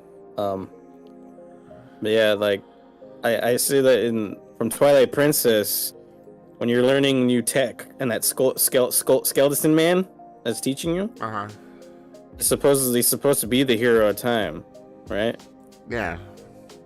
And he has a very somber backstory or something, because he's like passing on his knowledge and finally being able to rest because now someone's able to finally take on the burden he's been holding on for so fucking long, you know? And it's super sad to me. Because Twilight Princess is following Era 2. where Link goes to what the hell is that other place called? Not Hyrule, but the neighboring area. Termina. Goes to Termina to try to find Navi, which then leads to Twilight Princess, which then leads to Four Swords Adventures. Yeah. Hero Shade is the hero OS time. After searching for Navi, he eventually became lost and became a Stalfos, but the spirit lived to train the next hero. Yeah. That's right. Yeah. That's really cool about that to me, like having that callback. Like they could do a lot with the movie, dude. Like it's crazy. They could make a whole like fucking series of movies. Like oh yeah. I would love to see a Majora's Mask version or Ocarina of Time version, and Twilight Princess one, Skyward Sword one. Let's see it. I want to see it. If it's okay with you, I need to take a quick like two maybe minute break. It's all good. Go ahead. I have to go walk the pet real quick, so. All right, no worries. But you're free to talk. Yeah, okay. Yeah, I know. I was about to do that. Don't worry. But yeah, too, fucking. I always enjoyed that about Twilight Princess, is that kind of sad aspect of things, the somberness. Let's see. I need to play Ocarina of Time and Majora's Mask still. I have not played either of them, and I have access to them on the fucking NSO. I just haven't tried them out yet. So eventually, I want to get on that because I do like them somber stories. Shit that makes you feel sad, even though you're trying to do good.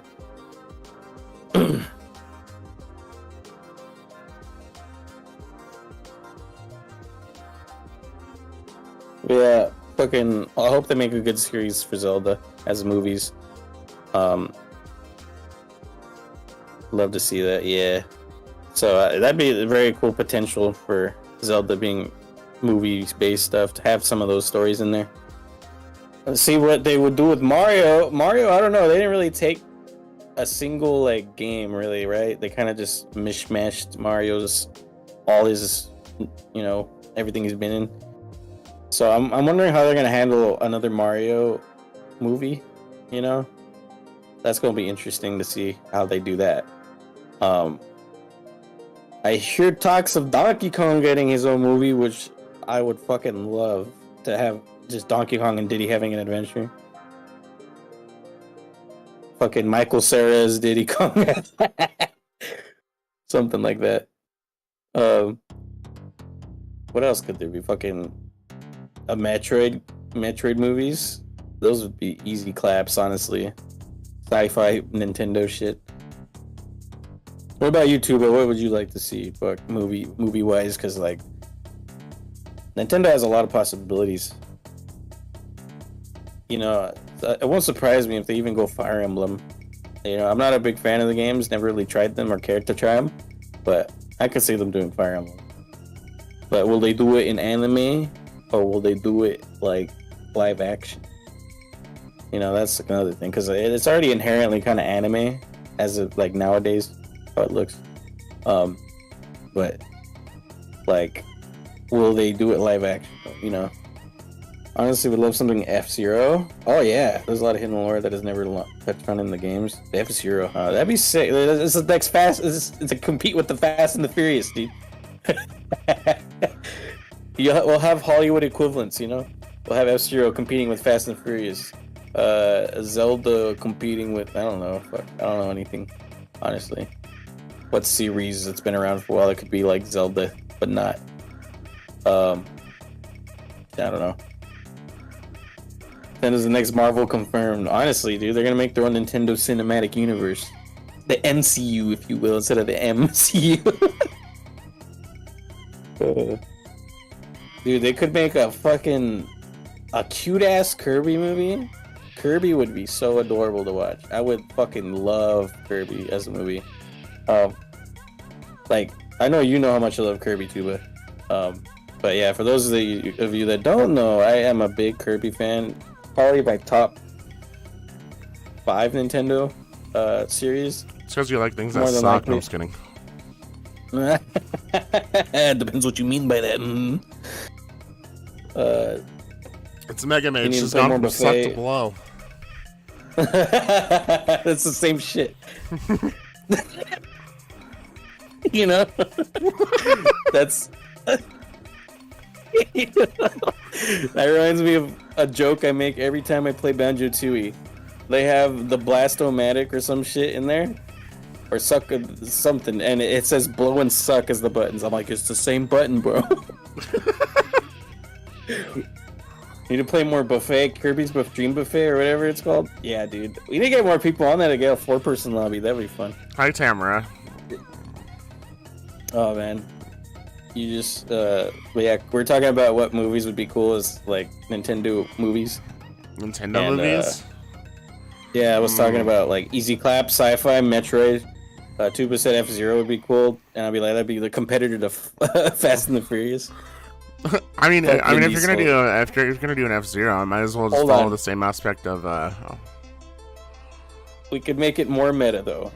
Why not make Captain Falcon Vin Diesel? Oh God. I don't. Oh my God. Let's think about this for a minute.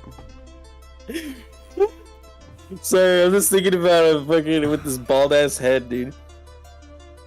Dude, Vin Diesel is Captain Falcon just to metify that shit. Like, he used to know him in Fast and Furious, now he's Captain Falcon.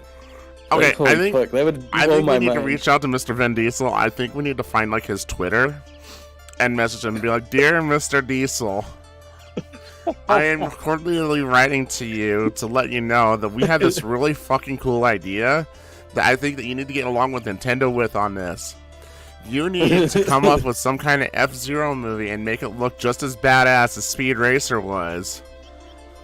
Because I think like if like on top of this, like you're on top of this idea, like it's F-Zero, but it's got like the Speed Racer graphics. It could work. It's just Vin Diesel driving. But there has to be like a story to it. I don't know the fucking story to F-Zero though. I don't know the F-Zero story. Dude, Tuba just clipped that shit. Oh god damn it. Like there needs to be like some bad guy, and I think like Dwayne "The Rock" Johnson would be the great one to do that. The what? Dwayne "The Rock" Johnson. Well, who'd he be? I don't know, just some bad guy who's like trying to fucking Samurai- kill Vin Diesel. Oh, Samurai Goro. That's the guy, the rival of fucking Captain That's Falcon. the rival. Let me see what he looks like. Samurai Goro. Oh no, Dwayne can pull that part off. He's a buff dude. Look at him. Like Dwayne or Randy Orton or fucking Batista. Batista. Any There's of also them the can pull that off. There's also the Blood Falcon. Blood The Falcon. Blood Falcon's also another rival. Well, this could be like the part 2, right? 2F20. 2F0. Oh my god, damn it. Tokyo Drift. F-Zero Tokyo Drift. Look, Oh man. write it down, and we're lettering Nintendo tonight. F-Zero, we got it in the bag right now, dude. Straight up, we got your 2 fucking stars right here. Vin Diesel, Dwayne "The Rock" Johnson. Oh my god. Well, who would play as Holy the Blood shit. Falcon for part 2? Fuck if I know, dude. That's so stupid. Oh my god. Chris Martin. I'm just Yeah. kidding. What the fuck? Yeah, that would honestly be pretty cool. Fucking, I was saying how Kirby would be very adorable to have. I don't know how they would make it because Kirby needs to talk, probably because that's how Hollywood does it. Who would be Kirby? I mean, Don't the say. main character don't doesn't say Chris necessarily have to talk. I know, but you know how Hollywood be. They had to make Mario speak in coherent sentences. You know, Yeah, and Luigi. that's Hollywood though. Like, That's what I'm saying. That's Kirby's gonna be Nintendo movies. The We Hollywood. just need to go to Bollywood. That's where we need to go for this one. No. Oh no. I'm gonna have a musical number every fucking 10 minutes in the fucking movies. But Fine. I'm just in general excited to see what fucking Nintendo's gonna put out for the next 10 years for movies. I know Sonic has been doing good in movies. They got fucking Shadow coming up in the next Sonic movie. Yeah. That's gonna be hype. I haven't even watched the first 2 Sonic movies. The first one is really good. I haven't watched the second one yet. The one with Nux. Yeah. I'm all sad Jim Carrey's no longer gonna be the Eggman in it, but you know. And we'll have Shadow to have like as an antagonist. I'm wondering what Jim Carrey is doing, because like a lot of people are saying that he's like done with Hollywood for a while. But seems so. Like I'm seeing that he like is playing in other things though. Maybe it's stuff that he had obligations to before that are just barely starting to come out. You know, because I mean, he's probably done after all obligations are done. You know, he's a big actor, A-list actor. I'm sure he's had projects that he's been on for years that haven't completed. You know. Yeah. That's how I see it. So I'm sure he's just tying up all the loose ends he has, and then he's gonna take it easy.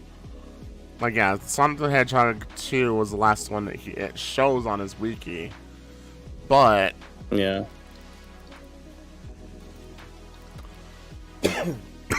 On IMDb, there is information about Fern Gully, the last rainforest, and Jim Carrey was supposed to star in it. Oh. Is it like animated or is it like... No, it's live action. Live action. Oh. I was like, maybe he's lending his voice? I don't know. Maybe voice acting is still on the table.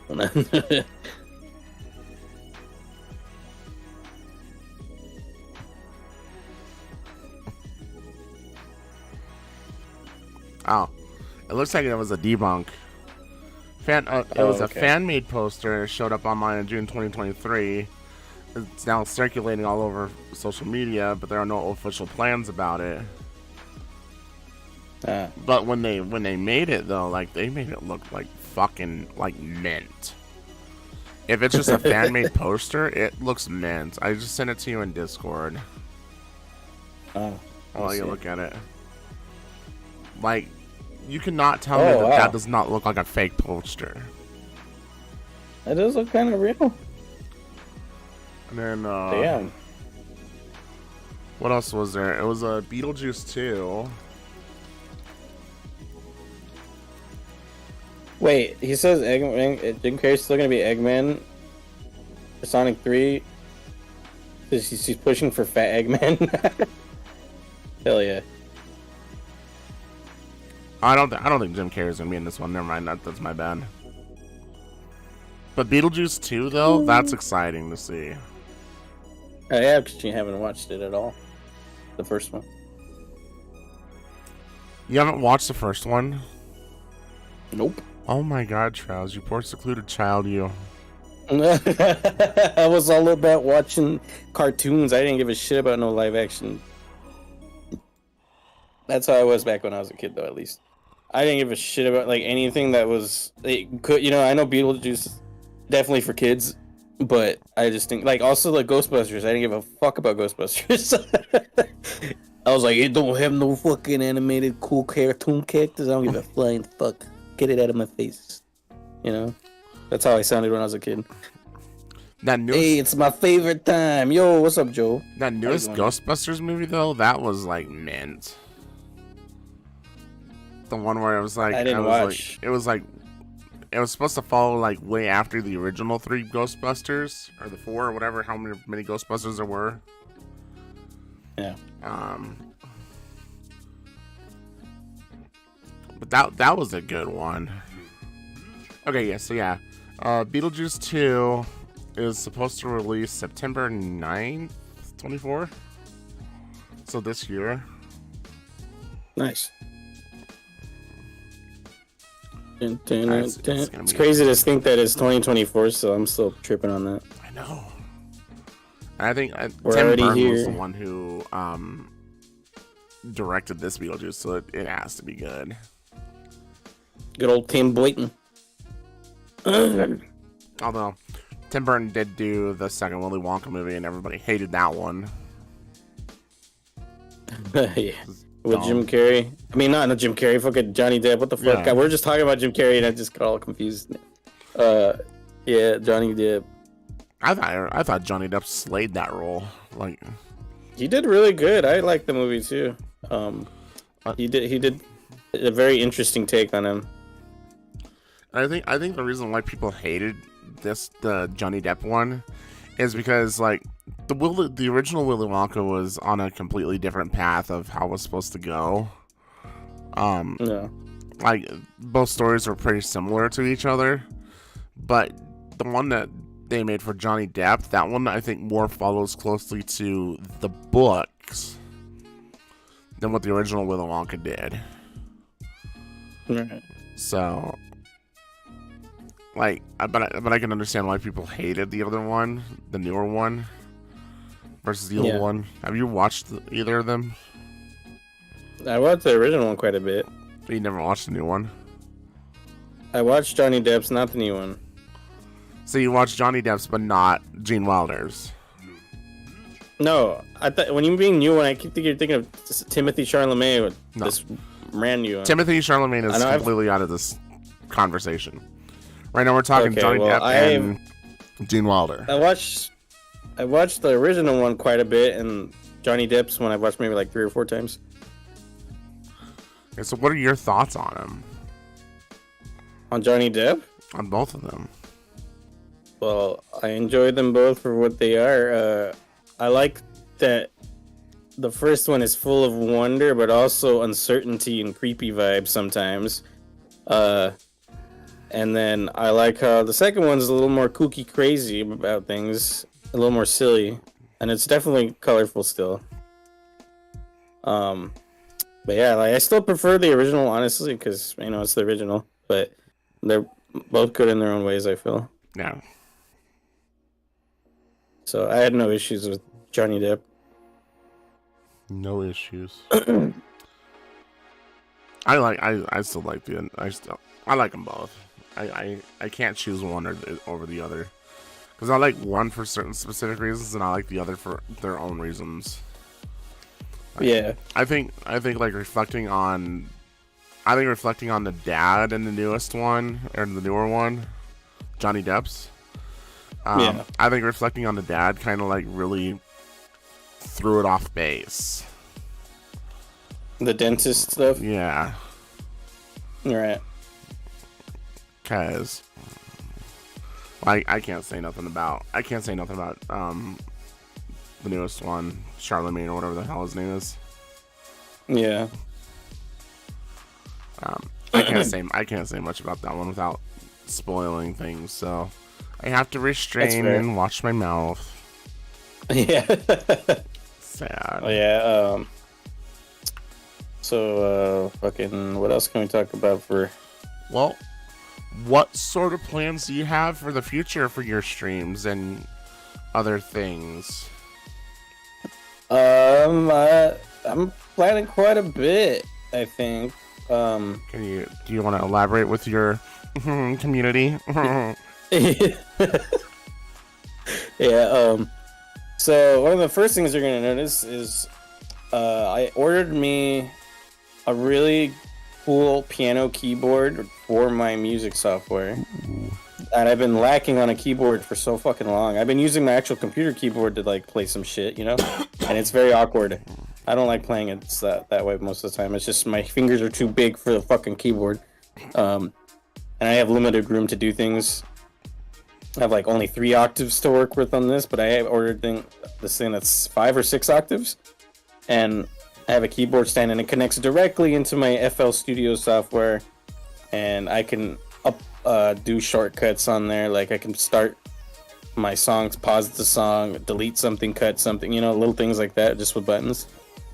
And also put a drum pad so I can just press my drum pad to do little beats. and also just play by hand for fucking once instead of one by one placing every single note, you know? Because that's what I have been doing, was placing every single note one by one in the software. So I'm probably gonna have some music streams where I'm actually trying to play piano on and do stuff like that, you know? And you wound up coming out with a Digimon soundtrack this year, wasn't it? Was it this year? Well, technically last year. Oh, fuck, I'm behind. July 12th, 2023 is when I released it. DigiJams. So technically last year. So yeah, it's been out for since it's been almost it'll be 6 months on the 12th of January, and I already have like over 4,000 plays on Spotify and like maybe over 1,000 on YouTube. So a little over 5,000 total in just that short amount of time. And then my Voyager of Endless Worlds album, my very first album, just barely cracked 3,000 today, which is crazy because it's the first. And for the viewers who are on my side of the stream, we have been listening to Trouzer's music all night. So find him up on Spotify, DJ Trouz. You can find him there. You can find him on YouTube. Yeah. So like all night we've been just listening to his jams. So. But yeah, that's what came out 2023, and I do plan for 2024 to release DigiJams Volume 2, because the reception to that album was far beyond I would have ever fucking expected. And I got, when I shared it on Twitter, it like blew the fuck up. And I had people in my DMs wanting me to make music for them, and also to make another Digimon album and like more Digimon songs and stuff. Hell yeah. So I was like, holy shit. I was like, well, fuck, if people want it already, I'll give it to them. So I'm planning for that to come out sometime 2024. It'll be, I think, a little bit longer than my first DigiJams album, so that'll be cool. It's more Digimon. So that's one of my projects I planned, and then hopefully another 1 or 2 more albums after that, because I still want to put out a lot of music, because we're already at 50 tracks released. And I want to make it another 50, dude. Jeez. So sounds like you got kind of a busy year ahead of you at this point. Yeah, and I'm also doing commissions here and there. I'm currently working on one right now. So yeah, I've completed 2 commissions so far in my history of opening myself up to them. That in terms of monetary, because I've did some test commissions with you before, and with media. With Tuba, I've done like just, testing the waters to see how I do, and just, doing it for free, which I don't mind. So now that I've officially started, doing paid commissions, I've done 2 so far, and I'm working on my 3rd. So if anyone else there wants a little, little jingle for the YouTube channel, or an intro to some sort, or even just a full-on song that you just have an idea for, I'm definitely willing to try. Wow. Yeah. And what kind of prices are you asking for your commissions? I did post about it a while back, but so far it's like if you want 30 seconds or less of music for like a little intro, whatever, it's just $30. $60 for if it's around a minute to 1 minute and a half. $100 for between 2 minutes and 3 minutes. And then anything 3 minutes plus, $150. So that's the price range. But the 3+ minutes, there is a limit. I'm not gonna make like a 30-minute song or anything. Maybe around 5 minutes max. I expect like one of the longest songs to just go on loop. But yeah, that's about what I'm gonna be doing for commission work if people want to hire me for that. And what else? I mean, that's about it on the music front, probably. And then like with content for my stuff, I'm gonna definitely be posting more on YouTube like I have been. I think I've reached over 100 videos, but they're mainly just VODs right now. Yeah, when I've done some shorts. When I was going through like your videos to try to find your music, I noticed that you had some commissions and stuff like that. Or not commissions, Jesus. some videos and stuff. Yeah. So. I've been posting there more. TikTok as well. I post on there. What else? I've been trying to grow my Twitch channel slowly but surely. We're almost at 700 followers. Oh, damn. Yeah. So I'm a little excited for Hell that. Yeah. Did you do anything for your 666 followers? Yeah, I played Spooky Game. I played Dead Space Remake. Okay.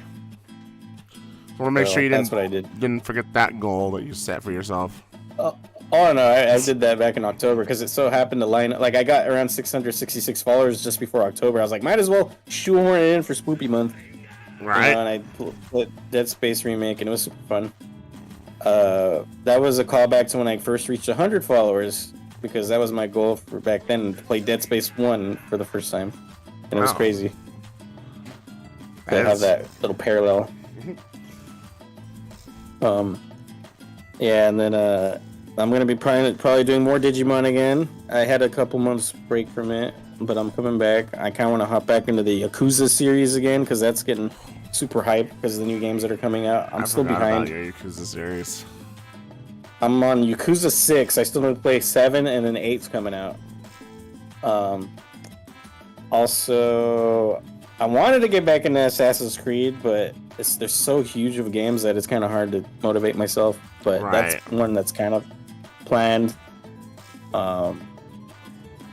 And definitely gonna try more multiplayer stuff because I didn't do too much of it this year. I want to try playing more N64 online if people have it with Mario Party. Do some Mario Kart since Mario Kart has a huge amount of fucking tracks now. Yeah. Well. Yeah. That's about what I got going. Maybe it sounds like you should bring back your community night. Oh, I did want to, but I don't know. It just keeps falling through the cracks for me. Like, I get excited and then I forget about it and I realize it's too late again. And I'm like, damn it. There's just not like Halo Infinite, which I'm doing the Halo nights with now. Halo Infinite burned too many people, where nobody wants to come back anymore to play, even though it's gotten a lot better. The content and whatnot, and it sucks, but I mean, I don't blame anybody for not wanting to continue doing Halo and stuff, because it really left a bad taste in people's mouth, including myself. But I'm just such a huge Halo fan that I couldn't let go of it, But now that it's doing better, I kind of want to get back into the Halo nights, but all the interest I had in it before is just not there anymore. I just have maybe 2 or 3 people. Yeah. And before I had lobbies of 10 to 15. Yeah. Before in the past, so I'm a little bit unmotivated in a way. But yeah, would love to bring it back. It kind of really sucks when things like that happen. Because movie night, I love doing movie nights, and we haven't done one in almost a year, I think, at this point. I've been so out of it with real life stuff and everything like that. So at some point in time, I'll probably wind up bringing back movie night. Yeah, those are always cool. I never got to make it to too many of them, but I did enjoy the few times I did come by. I know you need I'll talk about it and see what day would be best for everybody. I can't do Tuesdays, Thursdays, or Saturdays, unfortunately. So I'll have to try to figure it out. Yeah. Because that should be really cool. I'm definitely like those movie night ideas because it brings people together, just chill out,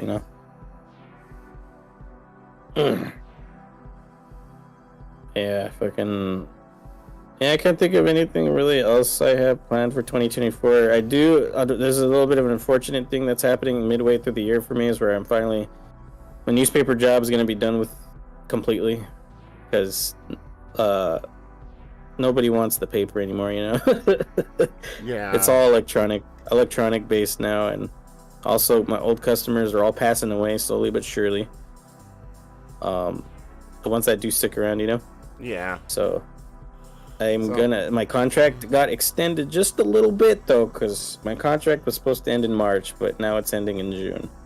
So I get a couple extra months, but The good thing is they increased my salary so much where now I can save up and be fine for like a few months if I don't find a job right away, you know? I gotcha. Yeah, what were you saying? Sorry. I was gonna ask if you were just gonna like look for another job or try to like maybe push into like trying to stream full time at that point. It's just the thing is I'm gonna probably do DoorDash for supplementary income too because I've done that before in the past. Mm-hmm. And I'm gonna try to save a couple of $1,000s for when I'm done with my job, just so I can take a small vacation because I haven't had a vacation since 2019, and I only had a vacation for 2 days. So yeah, I'm very much due for a good long couple week vacation. I feel, or a couple months. Shit. if the world allows it, you know, who knows if I'll even have that amount of money saved up by then. You'll be fine.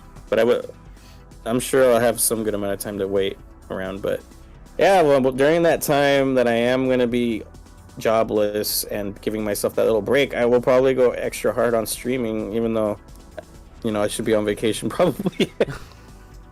I have plans to go, like, when I do stream, to hit like 8 hours or longer every stream, because normally I can go about 4-ish hours, 5 hours, but then I gotta worry about work. Yeah. And other things. So when I don't have a job, I'll be able to just fucking go full ham on it. So, you know, that's kind of. I definitely want to try going hard on that. That's kind of one of my goals for 24 is to check, like, be done with DoorDash. I hope. We're getting there slowly. I don't think I'll be done fully until like I'm anticipating like June or July. Like, yeah. I think that's kind of where a good point is to say I'm done. We'll see what happens. And then if I do finish, then I'm gonna start going back into streaming again. Probably picking up like 3 nights of the week again. I'm going to. So I'm kind of debating on like if I want to do like multiple games over the week or just do a single game till I finish it and then move on to the next one. Like, it honestly depends on how you feel at the time. I know you're gonna feel differently when the time comes, probably, but usually I'm all about variety, because you know if you get bored with one thing, you can always switch up to another. But yeah. So, just kind of a matter on how I honestly feel like I want to do. You should honestly. One series you need to get to that I know you were excited for was Pokemon Infinite Fusion. I know. Oh fuck. You forgot about that, didn't you? I did forget about that. I remember how excited you were for wanting to just experience that game because there's so many possibilities. Who knows? There might even be another update for more sprites that are getting added into the game and maybe more other stuff by the time you're able to try it, because it's been a good over a year since they last did that update where it blew up because there was just so many new things in it. Because the game has been around since like 2018 apparently or something like that, but it just was a basic mending the sprites together in a weird way, but people have done their own sprite work to reimagine them together, you know, Pokemon together, to make it look really cool. So there's a lot of those now. I think it's probably a solid I don't know how exactly, but in my mind there's probably, because there's 178,000 possible combinations, but I think there's maybe 5,000 sprites that are unique. And that's a decent amount of sprites anyway, you know? Oh, yeah. So, there's a good amount, I feel. But I know you were excited for that, because I know would you play that candy version of Pokemon? I've already gone through those. Yeah, I know. It's similar to that, right? In that vein, just different looking cool Pokemon. Yeah, because I've already gone through Pokemon, the first and second Pokemon suites, and needless to say, I was kind of disappointed in the second one. The second one didn't live up to the hype as the first one did. Yeah, but it is what it is, and I feel you'll really enjoy Infinite Fusion because it's got all of Kanto and all of Johto's region to go through if you want. I haven't even gotten through the Johto region part of it yet. I just stopped at Kanto, so I still can play it if I want. Oh jeez. So still more story to experience and more funny fusions that I haven't seen. One of the worst ones, though, I don't know if you saw it, was anything Miltank. Anything Miltank? Anything Miltank. Anything mixed with Miltank is god awful. I'll just say this: don't look up Cloyster and Miltank together. Oh God. Well, man. You have me. Cloyster I'm looking it up. And Miltank. Want to see a Diglett Miltank? That's fucking scary. Oh God, Miltank with Machamp? Oh God. Yeah. Anything Miltank is just gonna be cursed. Those are probably my favorite ones to run across. There's a mixture of cursed. Oh my God, there it is. Yeah. The horror I had on my face, it's one of my most popular TikToks because I'm like, get it away, kill it now, like. But yeah, like, like it's so funny, dude. There's like a mixture of curse, like you saw, a mixture of really badass ones, and then a mixture of funny ass ones. You know, you know, like so it's having Miltank mixed really with cool. Chandelier. It's just a fucking candle that's got 4 flames for udders. One of my favorites is Raticate and Cofagrigus. Raticate and Cofagrigus made me laugh so hard. Oh God, did you see this one? Hold on. I can't say this one publicly. Oh. Oh my God. No. You. That's not a Miltank. That's a bull tank. Ugh.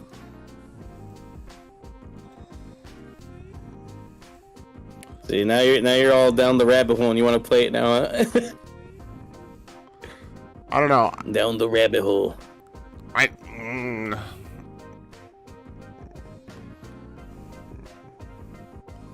you see that one? Hold on, let me see.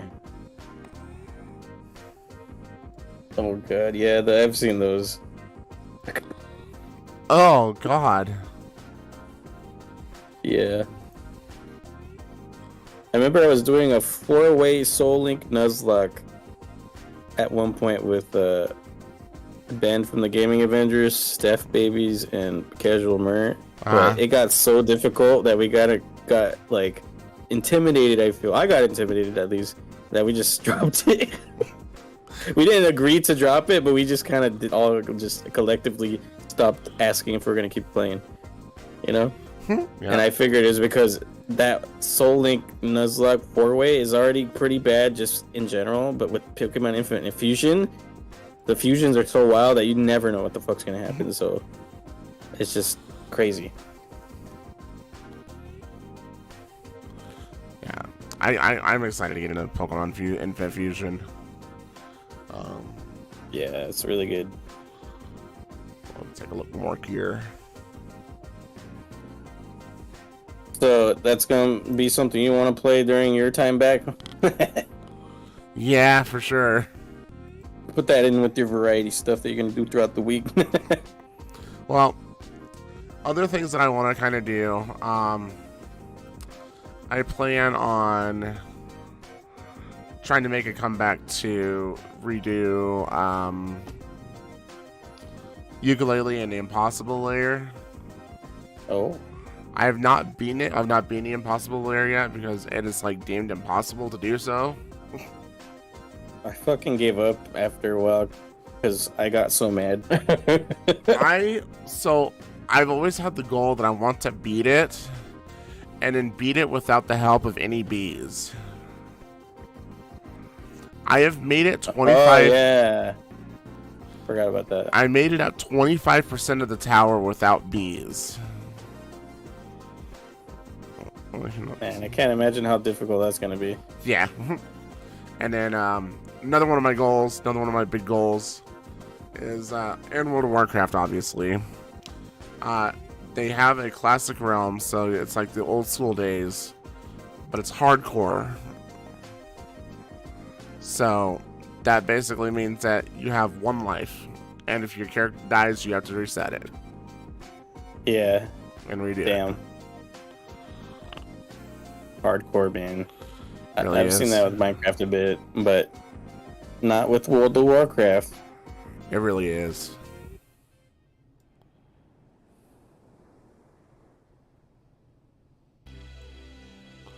Whoops. Oh. Hold up. What did I do here?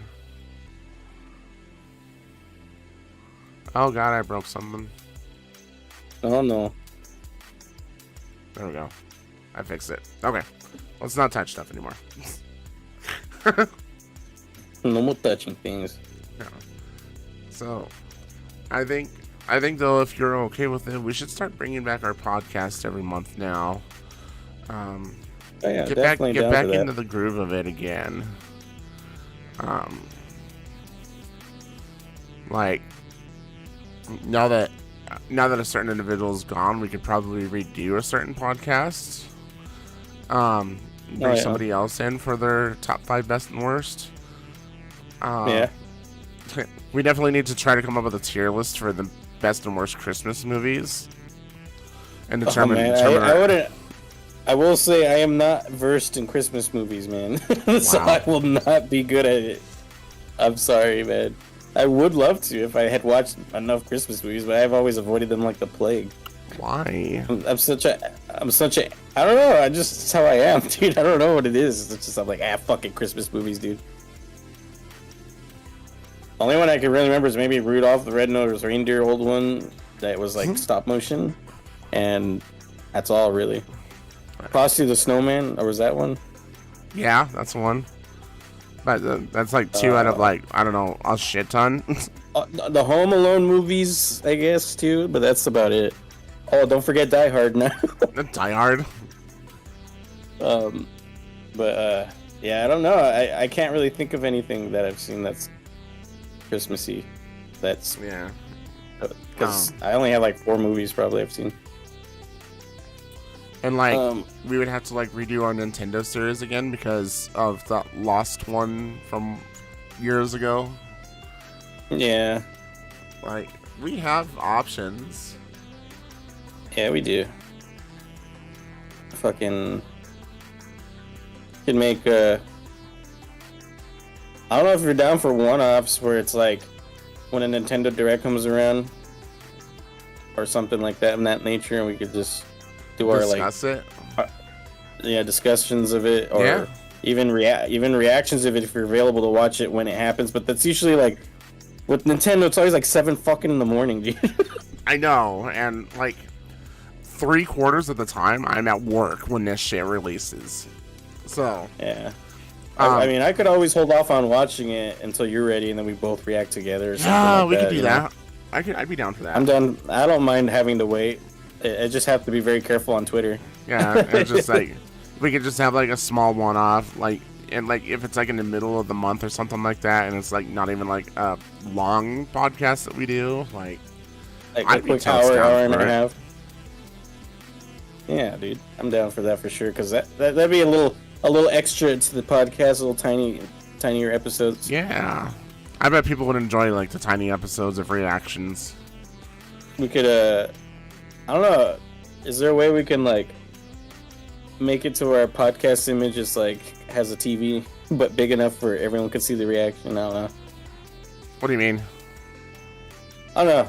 To continue to have our podcast art in the front, but like have like a little screen that's still showing. Oh, I can easily do that. Yeah. Like it probably wouldn't be like a TV. We could probably like, you see that like our table. Like I would probably just like put that, put the video there for people to watch. Just like cover the whole table. Yeah, that could work. That could definitely work.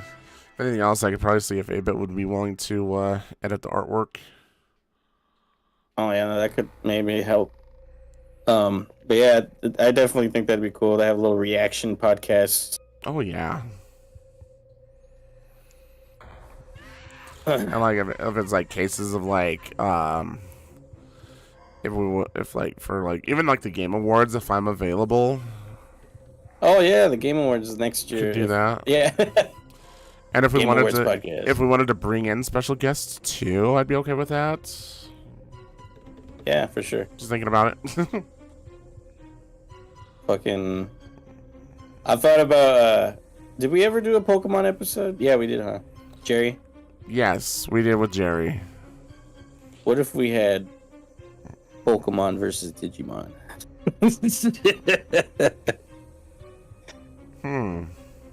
Like a discussion talking about the merits of both games. I mean, it doesn't got to be a bloodbath or anything where we're just like, mine's better, yours is worse, or anything like that. Yeah. It's just like a discussion of like why we love those, love this series and why we love this series, or why we love Pokemon, why we love Digimon. What about Digimon makes it, more interesting for you than Pokemon? What about Pokemon makes more interesting than Digimon for you? I feel like I have a couple of people in mind. Obviously, you have like Echo be on the Pokemon side and JR be on the Digimon side. Mm-hmm. Yeah. Since we've had Jerry already join us for Pokemon, we could have Echo, the next biggest Pokemon fanatic.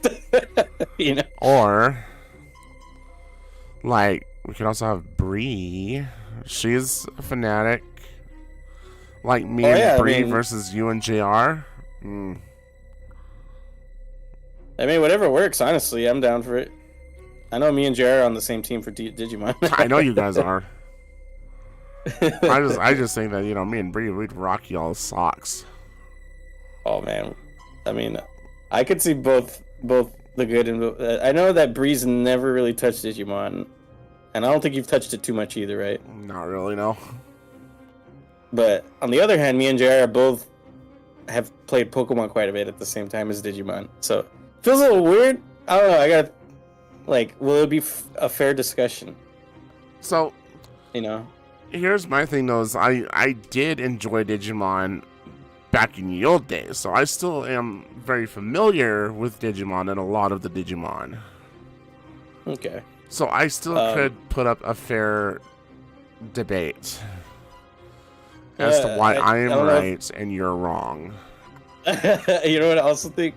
I don't know if Bree's up for it. I'm not trying to force her to do anything, but maybe she could watch a little bit of the anime, check out what Digimon's all about. Maybe try a Digimon game to see how she likes it compared to Pokemon. Yeah. That could be cool, like if she's willing to try out, because I know Digimon on Steam, Cyber Sleuth, usually goes on sale for like $10 all the time. So it'd be cool to you guys do a little research too, if that's what you guys are up for. This is an idea. I'm not trying to say we should do it, but no, I like the idea. But yeah, like that's a cool thing. I could think we could do like a month of preparation or something. Yeah, month or two, and then like, all right, I'm gonna watch a couple episodes. Like maybe like 10 episodes of Digimon, and play some of the game and see, how it compares. Yeah, I'd be down for it. So maybe we'll put this into the. I may have to curate some episodes. But yeah, that's one idea I've had for a while, was definitely having, because I know if we had just a straight up just Digimon podcast, it'd be a little bit like you're not sure what to talk about. I know some of the early stuff for sure, but me and JR have the understanding beyond that and all the games. Oh yeah. And the card game. So I feel like I don't want to leave you out of the conversation if we're just doing Digimon. I feel like still be get down to vibe. Oh, I know you would be, but I want to be able to have you, be as high with the Pokemon concepts too, Yeah. We'll definitely talk about it, and we'll definitely get some ideas out there for you guys in terms of future podcasts. I'm excited to see where it all goes. Yeah, it's going to be a good time, a good year for the podcast, hopefully. Oh yeah, as I said, I plan on coming back. I plan on coming back stronger than ever, and having more time for you guys, and having more time to hang out with you guys. And I'm excited. This is the year. Like Excite. Like I sat in the shower last night at like 4 a.m, just enjoying the hot water. And I'm like, this is gonna be the year that things finally turn around for the good. Yeah, I firmly believe it will be. We're doing it. One way or fucking another. We're doing it. Yeah. Fuck you, 2023. We're coming back 2024. 2023 can just suck a toe, as Bree would say. Smell you later. Smell you later, fucking nerd.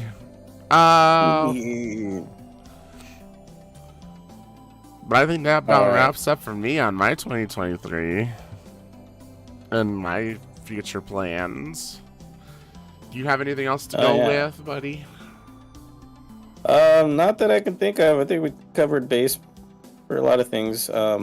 I do have a question of the day for people. If you guys are watching this on YouTube over on Winter's channel, my question of the day was, how was your 2023, and are you excited for 2024? So yeah, if you want to comment down below, Winter's comment section, feel free. Or if you want to respond in chat right now, as it is, we'll definitely want to hear from you. 2023, I would give a 1 star on the Yelp review. Fuck that year in particular. You typing in chat. 2024 is going to be my jam. Not like grape jam though. It has to be something like strawberry or raspberry in order for it, Jesus Christ, winter, to be good.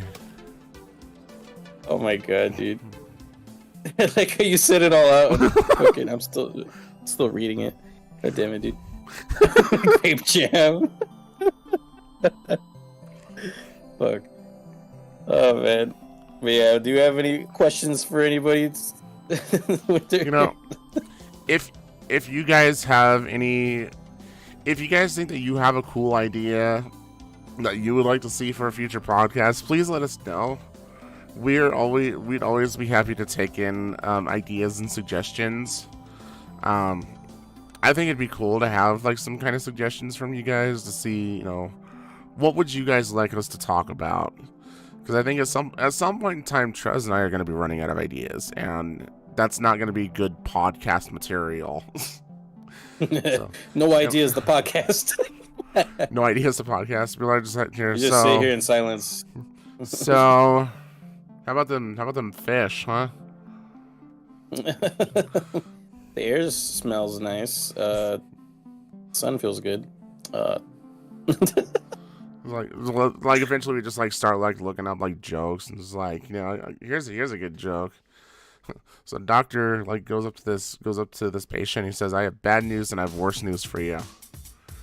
And the patient's like, okay, what's the bad news? And he says, you have 24 hours to live. He said, oh my god, what's the worst news? He's like, I forgot to call you yesterday. Oh, sad. Dude, that was a sad joke. Now I'm depressed. Oh, I'm sorry. No, I'm kidding. Yeah, but definitely want to hear from you guys on ideas, because like you said, we're definitely willing to provide you guys with all the content you guys want to see or hear, rather, if you're just listening into. Yeah, because I mean we're awesome at being there for like your drive down the commutes. Like who knows, you might be having a long 10-hour drive like to Minnesota or something in particular, and might need to have some podcast listening tos. Podcast listening tos. Yeah. So giving someone a stern talking to? No, giving someone a good podcast listening to. Yeah, good podcast listening tos. We want you to listen to a Schnauzer and a Panda walk into a bar. Hell yeah, dude. Fucking We're gonna rise to the ranks, and we're gonna be known as one of the best podcasts. I almost fucked that up. Best So were you gonna say podcast. broadcast? I almost said broadcast. We want to be a badass podcast. Yeah, dude. And also, if you feel like you want to guest star in something, if you know us personally, obviously, yeah, feel free to reach out because it's fun to always have people that different perspectives and opinions on different things we're talking about. So, yeah. No fat people. No, I'm just kidding. Kidding. It's a joke. God damn it, Winter. No randos in the fucking comment section, please. Nah, I'm just kidding. Yeah.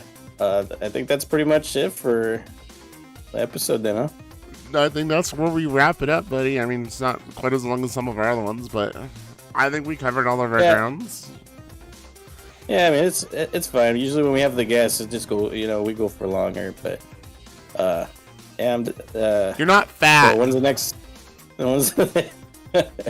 the next time you want to do this? End of January? We can either February. do end of January, or we could do start of February, or end of February. Oh, February is leap year. Oh, fuck. People who are born on leap year are finally getting their birthdays. After 4 years. Oh, I can't do 1st of February. I can do 2nd of February. So do you want to do a beginning of the month podcast rather than the end? Yeah, since we kind of landed let's it mix it up. Let's mix it up. All right, cool. Yeah, I'm done with that. So February 2nd. February 2nd, guys. 7 o'clock Central Time. Be there or be rectangular. Rectangular. Be fucking a parallelogram for all I give a fuck, man. Y'all can just be a cylinder, you fucking tunas. You some kind of trapezoid, huh? Anyways, Charles, I do appreciate you for taking the time off and rescheduling this just to come hang out tonight. I do greatly appreciate it. Of course, man. Of course. I've missed these nights. Shoot the shit. Yeah. Yeah, fucking shooting the shit's always a good time. Fucking. I was gonna say right now. Oh, I'll probably hang out on the Discord for a little bit while we end, but okay. Yeah, I'm gonna raid out here. So. Okay. Well, much love, everybody who are watching. And I'll talk to you here in a little bit in Discord if you're still hanging out. Yep. All right. Thanks, guys.